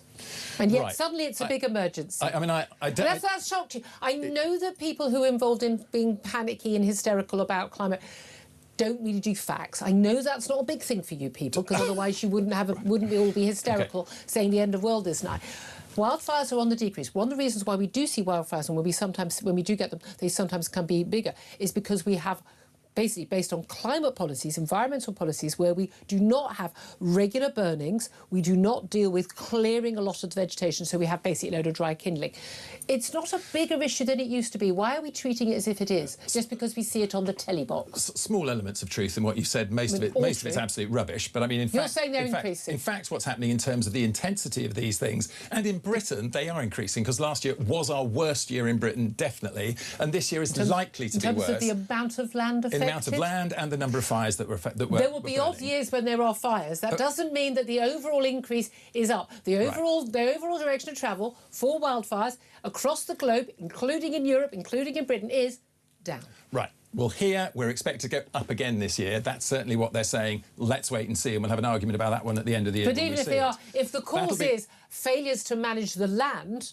Yeah, but that's... Why don't we just manage the land better? Wait a minute, because we're confusing two different things. Maybe failures to manage the land would be cutting off certain elements of the wildfires, but why do they get into these big infernos in the first place? Well, what's happened over this last 12-month period? We've gone into the winter, we've had intensive rainfall, more rainfall than we would have expected that has come. That has helped in a sense, fuel the growth of all the greenery. The greenery has then turned brown, giving us a lot of stuff. I need to clarify. So because we've got these wild areas, because we've had rain and because we've had heat, we're going to have wildfires. I mean, it's almost like you don't really like nature at all. Rain first produces great growth, which is good. Yeah. But if we don't get those massive droughts afterwards, if we actually just got a normal summer, we'd have fantastic crops. What is a normal summer? I have no idea what a normal British summer is, as in other than, it's going to rain a lot or it'll be sunny. You can't predict it. You organise a barbecue with your mates because it's been nice for 5 days, and then, of course, it pours down all day. That's a normal British summer. Well, whatever you and I thought was normal is never going to exist again. Never. Because it's all changed forever. It's gone. It's gone. Okay. We may get 1 or 2 slightly cooler years than we have now. We're very likely to get a much hotter year next year. We all need to get parasols for the garden and aircon. We're going. There you go. Problem solved. Julia, when you make the jokes about it, it doesn't take in the seriousness of it. I'm not joking. We are moving into a really difficult period. We're in the foothills at the moment of what's coming. I know you don't believe it. I absolutely get that, but we are. Next year, I base my thoughts on facts. Next year, in terms of one thing that we can agree on, there is a natural warming cycle which happens all the time, an El Nino, which will warm us, intensifying at the end of the year, and will tail out next year, and it could cause much more intensive summer next year. But even after that, after it's heated up next year, we aren't going to see a decrease back to what you and I might have seen 20 or 30 years ago. We'll see about that, won't we? We will never see it. It will keep going up. And what we need to do... We will see about that. Can we raise Cobra for a second? Look, we've had a lot of predictions about what the temperatures and what climate is going to be like. They very rarely come true. We can't predict the weather 1 day in advance. So the idea that you're going to tell us exactly what the summers are going to be like for the rest of our lives. No one's going to tell you exactly, but what we do know is summers are getting hotter, potentially winters are going to get colder some way out in the future. Winters have been getting warmer. What we do need to do, and we went right back when we started talking... because people die in the cold, not the heat. When we started talking, we were talking about the Cobra meeting. Now, what should meetings be doing in government? They should be planning for the long term. So we should be, for instance, changing the way we build houses. Stop building boil boxes that are effectively like pizza ovens, and they're built so that people heat up and heat up and heat up, and it makes it very, very difficult to do anything. Well, we could build houses how we used to build houses. Part of my home that is Victorian stays lovely and cold. The part that's about 30 years old is basically, it's cold in the winter and it's warm in the summer. Absolutely, and this is what we need to be doing. We need to be solving. So our houses, Exeter City Council at the moment, they're building houses ready for 2080. So they're trying to predict what the weather is going to be like. Good luck with that. Both summer and winter, and building it so that it works. Reflective roofs, reflective paint on the outside, and then putting shutters, for instance, like they have been in Europe for many, many years, on the outside of windows. Be sensible. Reducing temperature inside by about 7 degrees. So it's almost like it's nothing to get hysterical and panicked about. We will just adapt because temperatures change. Climate will change over the years. Climate has always changed. When we talk about since records began, we mean, sometimes we actually only mean about 30, 40 years on some record gauges. Sometimes we mean back to the beginning of the Industrial Age. Temperatures will change. We are still coming out of an ice age. If you remember, when I was very young, the predictions were for an ice age coming. That would be far worse. The world is greening. The world is warming ever so slightly. But by the way, when the world warms by, 0.5 or 1 degree or 0 or 1.5 degrees, that's not the same as us having 45-degree summers, is it? It's warmed by 1.6 degrees already. We're going to 1.7 or 1.8 soon. The scientists, and I know you always decry the scientists if they don't know what they're talking about. Who are the scientists? Right, then let's go for... You're including Greta? Let's go for the majority of scientists. There are top scientists who are out giving projections for us as to where the temperatures are going. There are top scientists saying an awful lot of projections, a load of absolute nonsense. Well, there aren't, actually. Oh, there are. There are Nobel Prize winners pointing out how nonsense some of this stuff is. And you will point out a letter that came out that had 600 people signing it. And when you go into it, only about 10 of them are actually scientists. Are you going to quote, quote the 97% of scientists think? Well, I think what we can quote is the World Scientist Warning to Humanity, which has nearly 20,000 signatures and is the most endorsed scientific paper ever. Was Jason Arday one of them? So the point is there is no point. It's a bit like saying you go to your doctor and saying your doctor gives you a diagnosis about whether it's cancer or some other illness that you've got, and you go, oh no, I'll go and find another scientist that will give me a different prognosis. I would know. You should actually be then taking. You should then be believing them and taking action. all I'm going to do is buy aircon for next year to guarantee it rains. Yeah, as long as you buy your aircon and put your solar panels up at the I'm not same. putting solar panels up. What a fantastic solution! You'll get the free stuff from the sun at exactly the time you need the aircon. What a perfect solution! And some of the air source heat pumps are actually aircon anyway. But in fact, I'm not getting an air pump. I'm not getting a heat pump either. You bring us on to one of those topics, and that Britain should be doing not just precautionary stuff, but investing stuff, doing it harder and faster than anybody else in the world, and making money out of this. The free market will do that. Isn't the solution, by the way, just one final thing I want to get to, because we haven't got that much time, is one of the energy companies has said, one energy company was talking about banning on people filling up swimming pools, leisure centres, places people want to, Lidos and stuff, to actually go and actually cope with the water, with the hot temperatures. Car washes, well, I'm not entirely sure why car washes should be allowed when I can't water my lawn, given the choice. Your car's not going to die because it's got a bit of mud on the windscreen, but my lawn will. But we've also got one energy company saying they want people between 6 and 8 p.m. tonight during the solar eclipse not to be using washing machines, dishwashers, anything they don't need, simply because they're worried basically about, because we rely so much on renewables for some of our electricity, that actually it creates these glitches. We saw this in Spain a year or two ago. And basically, it's very difficult for the grid to basically adjust to any downfall in solar power suddenly in a way that they can with gas or nuclear, and it takes time to switch those on, and there could be a problem. Now, I'm of the view that everybody in this country should use every gadget they can afford to put on for all 2 hours and bring on the blackouts, and let's expose the madness of relying on renewables. Where do you stand on that? I totally disagree with you that I think people should take sensible precautions. That's the first thing. I don't agree with doing something extreme. Well, if Greg Jackson is right, and I'm assuming that's where it's coming from at Octopus, I haven't heard it from the National Energy Systems Operator yet, and if they come out and say it, then I think that would be most important. It's good to follow the advice. But what it does do, and I think you'll agree with me on this, it exposes the way we've gone in our energy system over the last 20 or 30 years, and we've gone in the wrong direction. So we have ignored tidal power, which wouldn't make any difference. We'd have 20 gigawatts of power with baseload, completely clean, always on, British. We would be making billions exporting the technology and everything else. And during an eclipse... Not making concrete or steel with it, though, are we? And during an eclipse, it wouldn't be affected. But hang on, that is not true as well. You can make green steel and you can make green cement. Just in Britain, we are ignoring fabulous companies that are already doing it. And instead of that, I love the fact this strange combination of we're all going to die and then bizarre optimism at the same time. There is a vast amount of economic opportunity out there, and we need to grab it in Britain. Stop paying China, make it here. We should absolutely not be buying a load of stuff from China from coal-fired stations when we could be making it here. We could actually be fracking, we could be using North Sea oil and gas. Don't do the old stuff. Stop chasing the dragon. Stop chasing the dragon. If you want to get off the stuff... use the old stuff. No, the old stuff is solar and wind. That's what we used to use. Don't use the old stuff. Let's use the free stuff and the stuff that makes us money. Tidal power, geothermal, wave, and to be honest, nuclear. If we can solve the waste issue, let's do it all and let's make it British. Let's do it in Britain. We'll agree. Let's innovate let's end on a note of agreement. Let's end on a note of agreement. Ed Gemmell, who's not too hysterical today. Thank you for joining us. Leader of the Climate Party. Up next, more from Benedict and Philip Kisley from the New Culture Forum. This is Talk.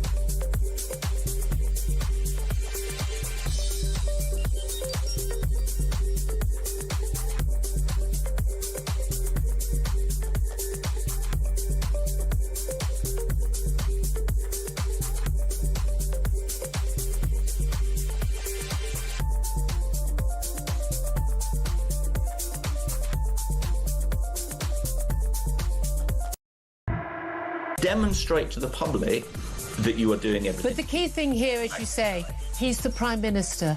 He has the power, as did previous Prime Ministers, to do things like build more prisons and failed to do so.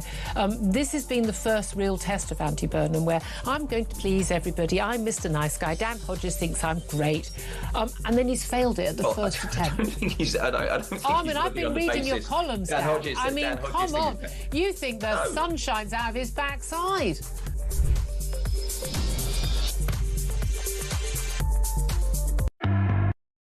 Across the UK, on DAB+, on YouTube, on your mobile, and on your side.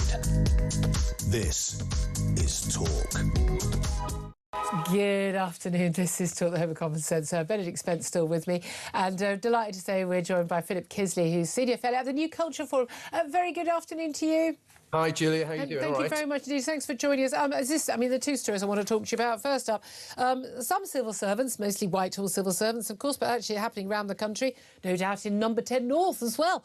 It'll be happening. They're still spending fewer than 2 days a week in the office, despite rules, apparently rules which we just don't obey rules anymore, which require them to be at their desk at least 3 days of the week, 60% of the time. Senior mandarins, some of these very, very senior figures we pay big salaries to, big pensions to when they leave, repeatedly claim that officials are meeting the target, publishing figures showing Whitehall departments have a monthly staff occupancy rate of between 60 to 100%. Apparently this is untrue, because a lot of these departments only got room for about a third of their staff. So when they say we're almost full occupancy, what they mean is we've basically got a quarter of the staff in. I mean, this can't go on. None of the really big businesses, the big tech companies, the big banks are allowing this nonsense anymore. Why is Whitehall?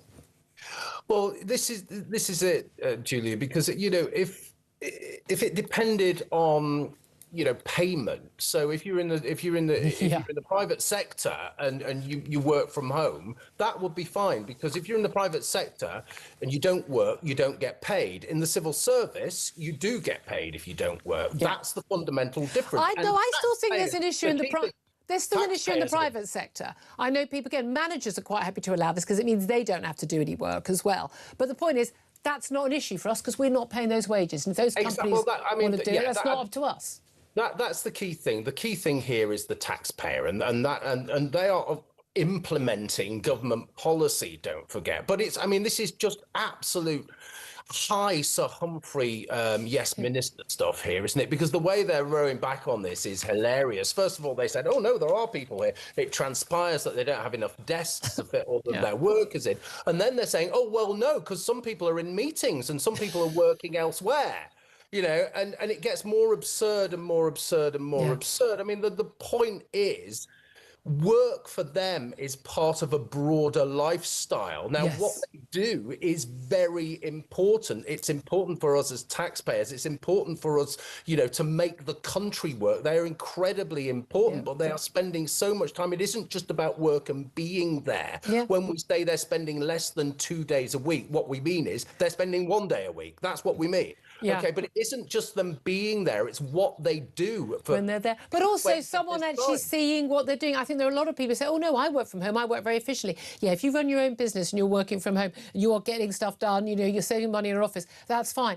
But, because basically, what you get done, you're going to have to live with the outcome of that. But there are an awful lot of people, whether at the bottom end, the very low end, even the top end, there is just simply no accountability for what have you actually done today. I mean, I loved Elon Musk there when he was doing the Doge stuff in the US. But, what 5 things have you done in the last week? If you can't list 5 things in the last week, you should be bloody sacked. I mean, it's just extraordinary. But I mean, sorry, just to make the point, they probably can list 5 things, but it will be LGBTQI plus training, it will be racial equality, it will be neurodiversity, kind of awareness day. You lead us very nicely to another topic I want to talk to you about, because the University of Cambridge announced today they will be investigating Professor Jason Arday, remember him, his appointment by its Faculty of Education 4 years ago, as well as his time there since, because lots of students complaining they weren't being taught by this guy who's clearly a Walter Mitty character. You and I have discussed him and really had no business being there.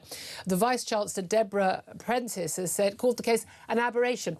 Yet it doesn't appear that is the case, given some of the academic work carried out by people who even were involved in his appointment. We also now have the revelation, this is from The Spectator originally, of a woman called Farah Ahmed, who was appointed as a professor of sociology of education in the same faculty, the same faculty as him, where he was a professor of sociology of education. She is now an assistant research professor at the same faculty. She was previously a member of the proscribed terror group Hizb ut-Tahrir. She's also basically has problems with Western education. She regards it as a threat to Muslims.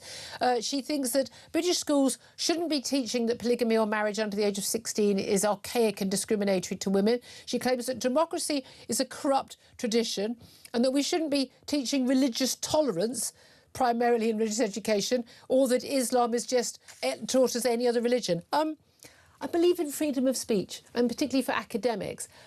I'm not sure I want that woman teaching at Cambridge University. Well, the problem is she doesn't believe in freedom of speech. She wants to destroy Western liberal democracy. And one of the guys who was on Arday's interview panel is quoted as saying, we must destroy and disrupt Western liberal democracy. So they are telling us, Julia, very clearly and very loudly what they want to do. They want to destroy the fabric of our society, and they will do it, as all of these extremists do, under the banner of free speech. But the last thing they want is free speech. I mean, this is a crying shame. It feels like we talked about this as the story broke last week, right? It feels like 1,000,000 years ago so much has happened here. But it's a crying shame because Cambridge, one of our great educational institutions, has become a laughing stock. And because Cambridge is a laughing stock, the whole system is a laughing stock. Anybody who has any experience of higher education, as I do, we know what's been happening for years and years. I'm sure it's happening in Oxford and other universities, higher and low. Personally, Philip, and I know we've got to leave it here because of the time, I think it's a good thing it's all being exposed. I think Jason Arday has done us all a favour, and we can hopefully start the clear out, because they need to be mocked at first and then removed of their jobs. Philip Kisley, Senior Fellow at the New Culture Forum, always talking sense. Thank you so much. Benedict Spence, very quick response to that. What do you expect if you go to a dump like Cambridge? That's it, you get what you pay for. He's off. He's off. I didn't go to the other place either. I just waltzed through my dummy. You know, I don't even know where I went to university. I don't even know what my degree was. Does anyone claim to own you? How did I get here? What's going on? Hey, my audience asks that every day. The other voice you'll be hearing chuckling away there is David Bull, who's here once again. Afternoon. Nice to see you. Lovely chat.